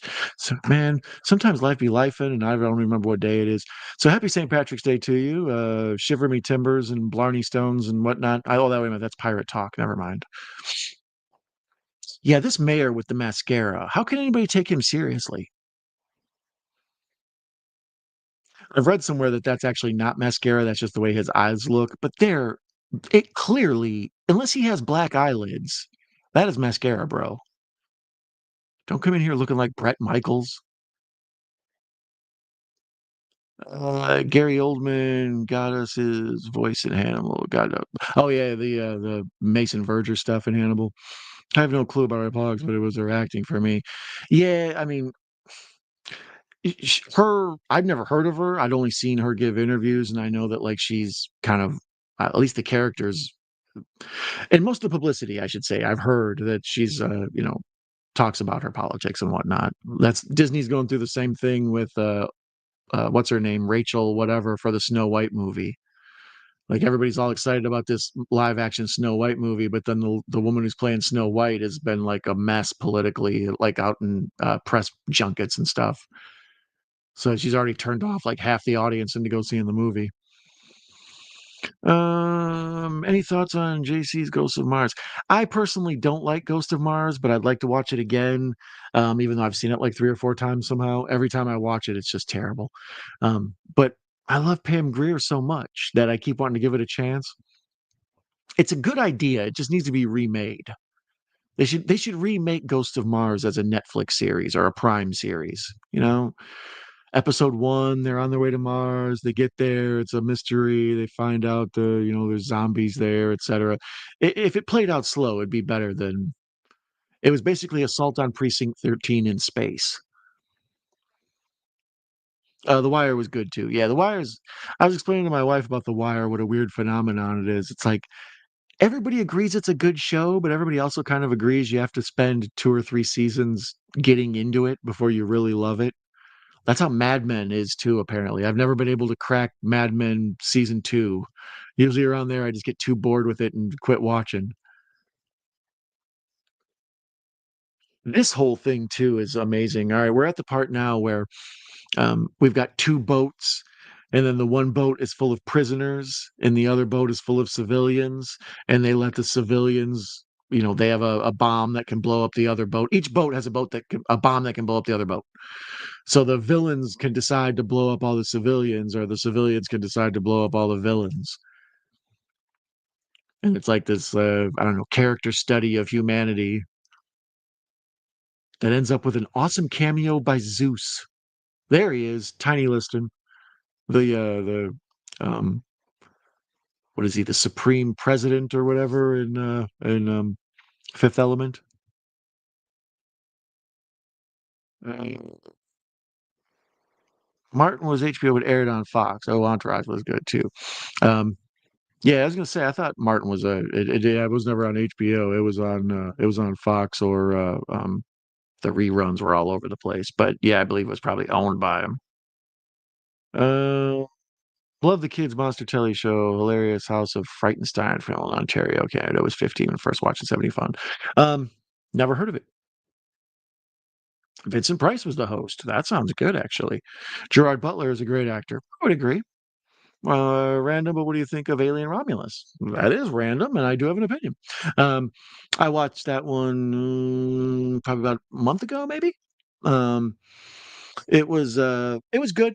I enjoyed it. It wasn't as good as I had hoped. Um, it it told a decent story, and like there was a certain amount of the characters were well fleshed out. It was better than either Alien versus Predator movie. It was better. I liked it better than Alien Resurrection, but I still think Aliens. It's Alien 3 is maybe a little. I like it more just because I've seen Alien 3 so many damn times. Alien Cubed. But I liked Romulus. I thought it was a good story. It's a good standalone story. I thought part of the problem with Prometheus and whatever was that they were supposed to not be prequels, but they were prequels, and it was kind of relatively weird and confusing. I don't know. But yeah, Romulus was one I'd been waiting to see, and when I finally got to see it, I enjoyed it. It's in my top four Alien movies for sure. Debo, yeah, exactly. Zeus. Um, yeah, as soon as he turns up and it's, is that right? Either, I don't know. Either there's a wind blowing leaves against my window, or there's a killer outside going to kill me. So tap it on the window. So maybe this will be the best live stream I've ever done. Did you ever see the one where Don gets murdered? Um, Parts Cop Shot was dope. Never saw that. Uh, Cop Shot. Oh, gotcha. Cop Shop. Yes. You guys. I like this version. Here we get our first good look at Two Face. Um, where you can see like part of his suit is burnt and part of his face is burnt. It's not as like bright and comical, obviously, as the Tommy Lee Jones version and the Schumacher one. Um, it looks believable. I mean, still looks insane. I feel like if this dude would just die of blood loss or whatever, unless his face is all cauterized or something. I don't know. I've never known anyone who lost all the skin and muscle off their face before.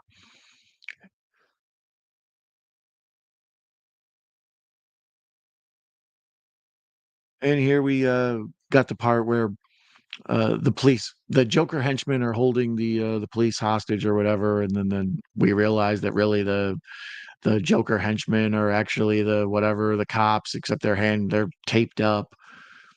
This movie's got a lot of like cat and mouse, trying to trick you and swerve you type of thing.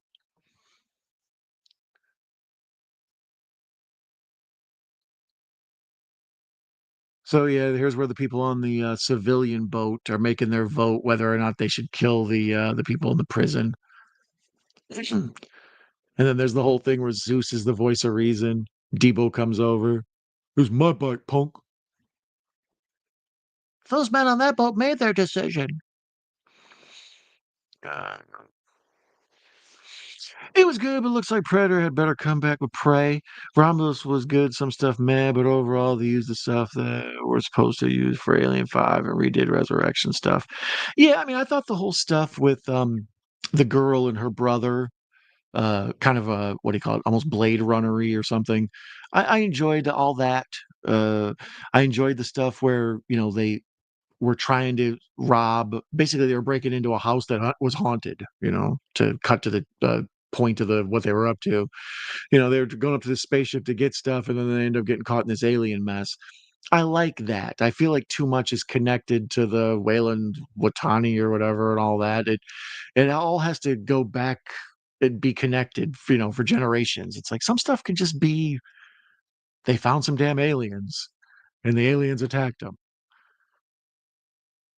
If it wouldn't end in a tragedy and it would basically just be the alien version of that Thing prequel they made, I would be interested in seeing a movie about the colony that Aliens takes place on before uh, Sigourney Weaver and them show up to rescue Newt. I would like to see the people living in there and get attacked. That'd be a good TV show. If you want to make an aliens TV show of that colony of those people slowly getting murdered by the aliens.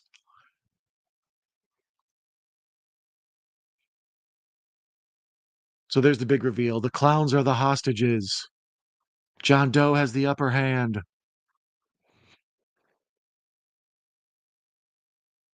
Yeah, and you can see like where the hostages have their hands taped up to hold the guns, and then the masks are taped on. Oh, Joker, you're a scamp, you. We're coming down to the finale here. We got 25 minutes left. We're at the 206:40 mark. This I don't like about Batman. This is in most of the video games now, and in a lot of the like Batman stuff they do, where Batman has like computer vision. So like he goes to detective mode in the video games or whatever. Like the eyes on his suit seem to be some sort of like computer readout, like Google glasses or something. I don't know. I don't like that. I like that Batman is basically what if Sherlock Holmes was a ninja? The world's greatest detective is also a badass who sneaks around and, hides in the shadows and has ears everywhere. But then he's also got a little sprinkle of Iron Man. He's got that rich guy solve any problem with your wealth thing.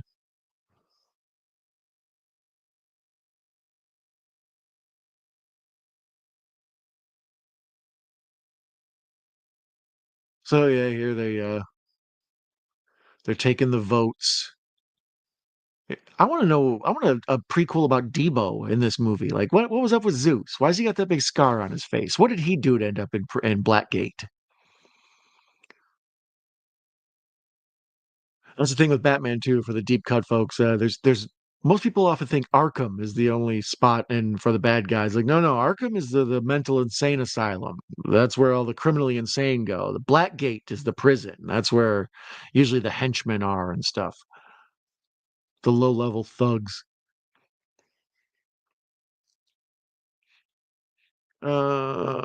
Should also show why Alien got beef with Predators. Did the Predator get the mother alien pregnant or something? What started the war?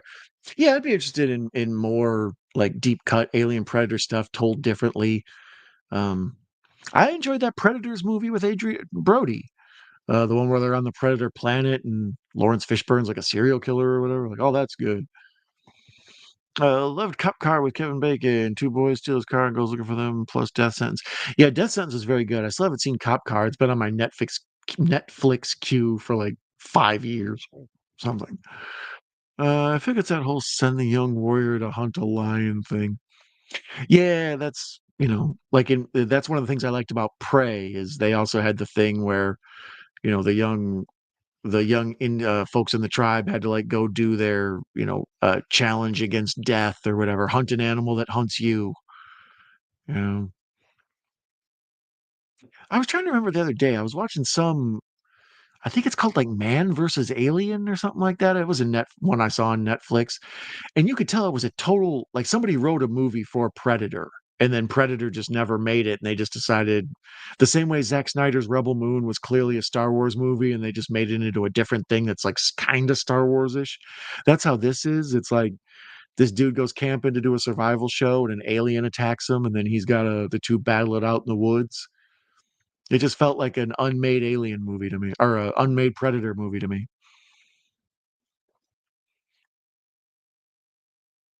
So here's where Debo's decided he's had enough, and he just comes over and takes the takes the switch away from old buddy.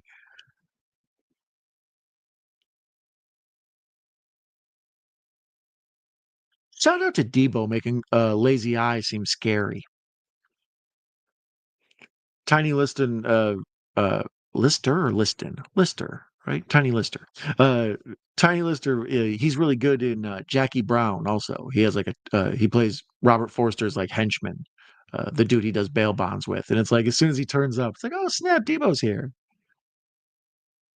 And I enjoy when, like I say, he's the president in Fifth Element, but nothing can top No Holds Bar. What's that smell? Dookie?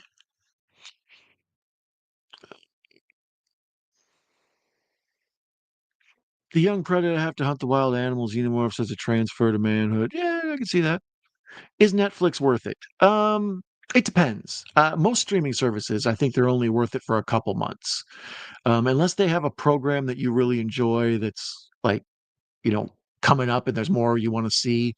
I feel like you can do, Disney Plus for 6 months and be done with it, or Hulu for 6 months and be done with it.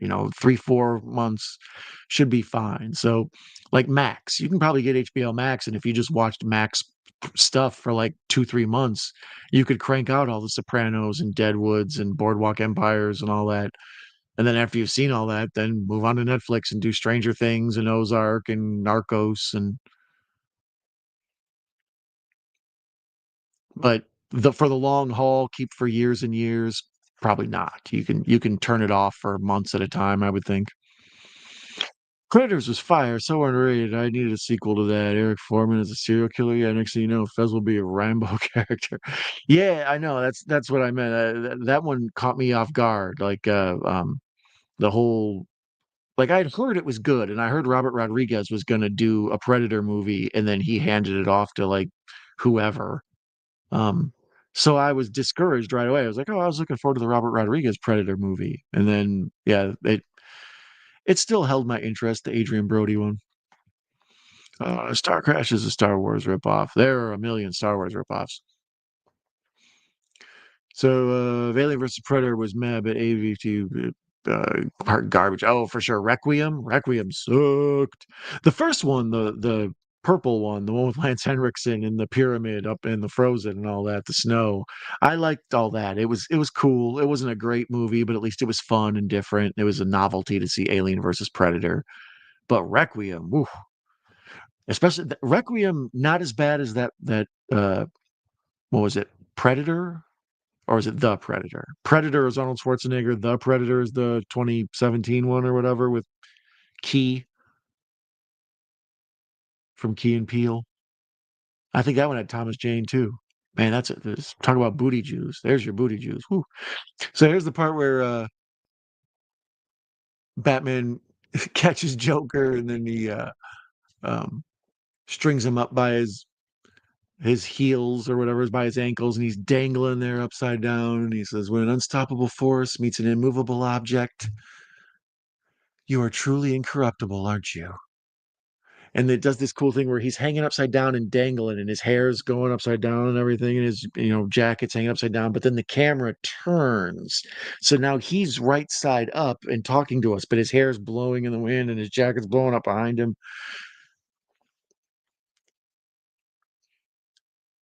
The Joker explains how you're too much fun. I think you and I are destined to do this forever. You'll be in a padded cell forever when I get the Invisalign off. The rate the city's inhabitants are losing their minds, this city just showed you it's full of people ready to believe in good. Damn it, this overbite. It makes me wonder what would have happened if there was more Joker in this, story to be told. That's one thing I don't like in superhero movies when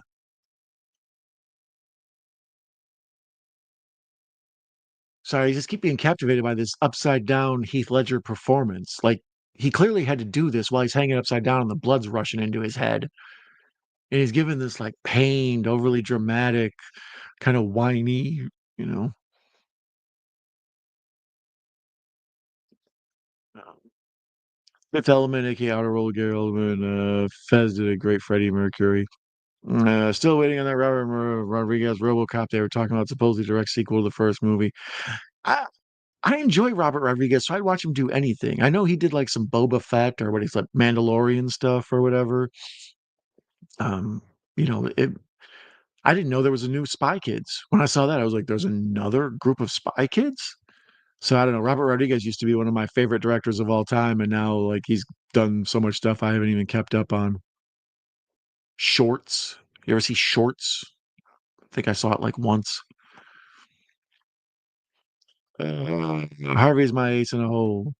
I read that Reacher guy really wants to be the new Batman. Yeah, I heard that too. He's like really campaigning for it. It reminds me of when they made Michelle Pfeiffer Catwoman for Burton's films. Sean Young, who was the woman in Blade Runner, Annie. What's her name? I forget.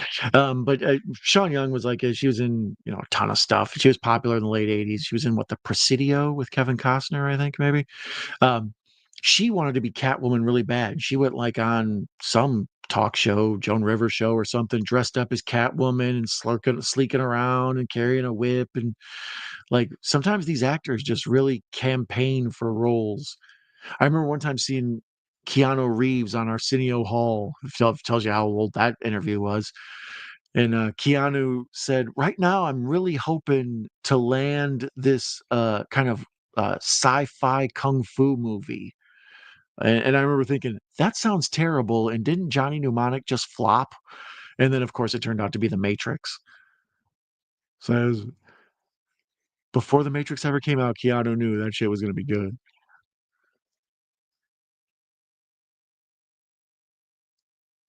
So here, Harvey Dent's got Commissioner Gordon's wife, and he's doing the same, kind of make a choice that he was put in earlier with Rachel. They don't really explain why he goes insane, though. Like just the loss of his woman, or is it how much blood he lost with his face being burnt off, or what? I don't know. Joker was supposed to be in the third film. Yeah, that's what I had heard. Is he was like they had to kind of rewrite it and install the whole Bane, Talia al Ghul stuff because he was supposed to be in the third one. I wouldn't be surprised if they probably still had um other stuff. I had heard that they wanted to do was it Robin Williams as the Riddler? Was that for this set or was that for the Burton set? I think maybe that was for the Burton set. Um, or was that for this? I think this might have been for this. Whatever. At one point, they wanted Robin Williams to play the Riddler. Um, but yeah, I know that they had originally planned to have Ledger be in the third one, and I don't know if he would have been the crux to the plot or what, but Ledger got his super hands our first Oscar. Yeah, yeah. And then he, opened the door for the Black Panther to be nominated, and because before that they would have just ignored it. They're like, "Well, it's a superhero movie," and then the Dark Knight was such a big deal, they had to expand the Best Picture nominees to a maximum of 10 or whatever it is. It used to only be like 5. So yeah, this movie basically helped change the Oscars as well. It made $1 billion, changed how superhero movies are made, changed how the cinema would change for the next 20 years, and also influenced how the Oscars were made. Pretty amazing piece of cinema. The Invisible Giant Rabbit, Harvey with Jimmy Stewart. Yeah, I remember. I used to love Harvey when I was a kid. That was one they made us watch in school, the old black and white. I dug it. It's like instead of teaching us stuff, you're gonna let us watch a movie about a crazy guy. I'm in. Reacher Guy was awesome as Aquaman in Smallville. Made me realize Aquaman could be cool. Great episodes. He also played Hawkman in Titans. Oh, I didn't know that. Reacher Guy. That's a good name for him. Reacher Guy. Reacher Guy's white Michael Jai Powell. He's or Michael Jai White. I mean, um, he's he's too buff in military. He can't play like your average Joe. There has to be something to be a relatable everyman. You know, sometimes that's the thing with like Arnold and Sly. The movies they made were for dudes who look like that. But normally, action heroes look like Bruce Willis or Keanu or, they look more like a person thrown into a situation instead of like the most jacked, unstoppable person. That's how I felt about Reacher Guy. It's like he just looks too actiony. I don't know. He's too on the nose.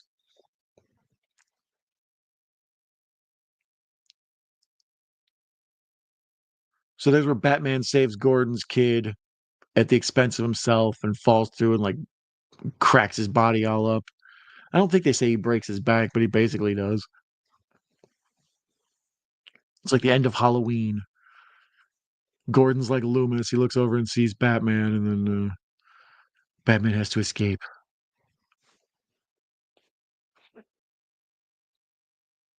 I loved him in Blue Mountain State. Oh, Reacher guy? I'm not familiar with him.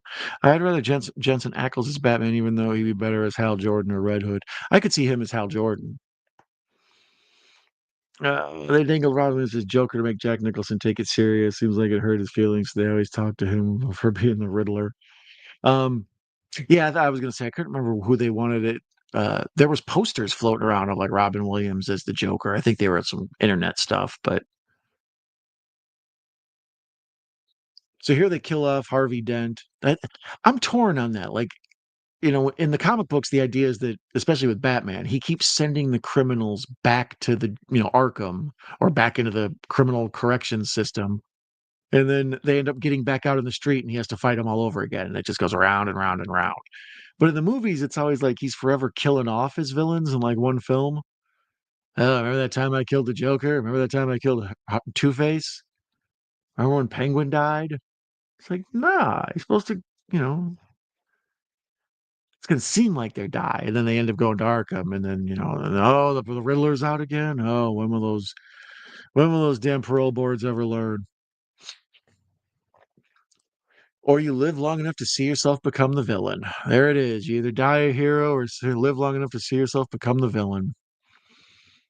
And I like that that's where this one ends, where like Batman isn't the celebrated Adam West hero where he just walks down the street. People are like, "You're the best," and little kids got Batman T-shirts on and shit. Nah, here like Batman is a crazed vigilante. He has to go like stay out of the eyes of society because he's the bad guy, like Razor Ramon. Western film, The Man Who Shot Liberty Valance with Jimmy Stewart and John Wayne, Lee Marvin as Liberty. Yeah, that was one that when I got into films and old film history, The Man Who Shot Liberty Valance is one I wanted to check out.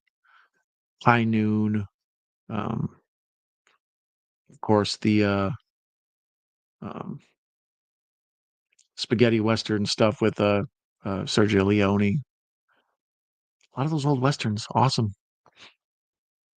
So yeah, here's where when Morgan Freeman signs out, like he agrees, I'll help you catch the Joker, and then I'm leaving. I can't agree to the illegal stuff you're doing here, so I'll help you on this one thing, and then I'll sign out.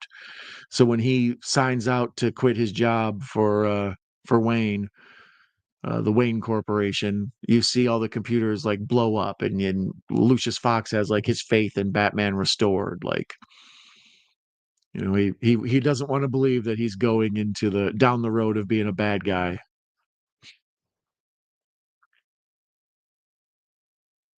So there, now Batman's running away in the dark and the cops are chasing him. Our hero has become the villain. The villain. Because he's the hero that Gotham deserves, but not the ones it needs right now.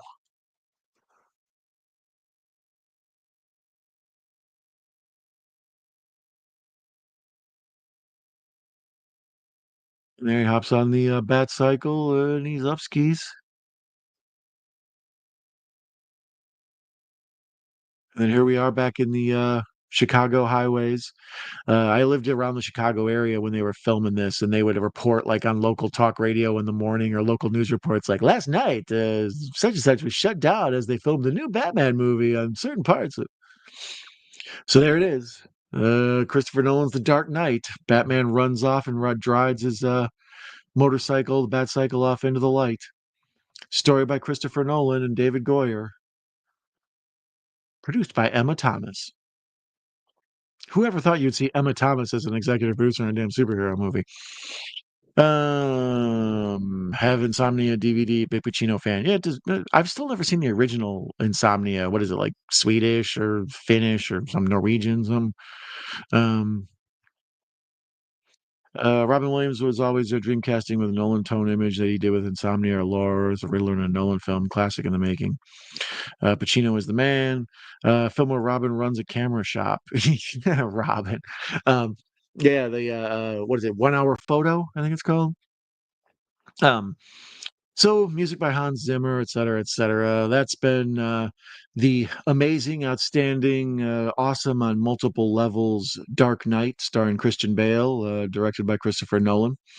As I said, I previously watched Batman Begins as well as a couple other Batman things. Larry and Horror Cat Dad myself watched the original Batman '89, all sorts of stuff floating around in my live uh, catalog for you to check out. So if you're into these Batman watch longs, be sure to give that a look.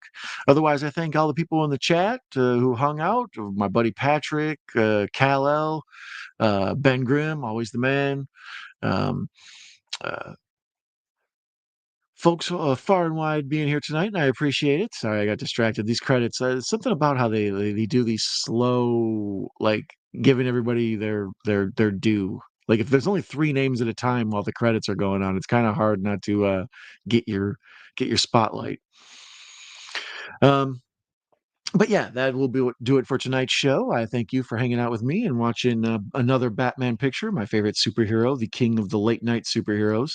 If you have insomnia, you love you some Batman, and I love you some you. So thank you for hanging out with me. I appreciate it. The show's nothing without the unofficial co-host, the chat, and once again, you guys killed it. So I thank all of you for joining me, and I wish every single one of you green grass and high times forever. We'll see you next time, same bat channel. Sleep well, my friends. Oh, I should say adios, amigos.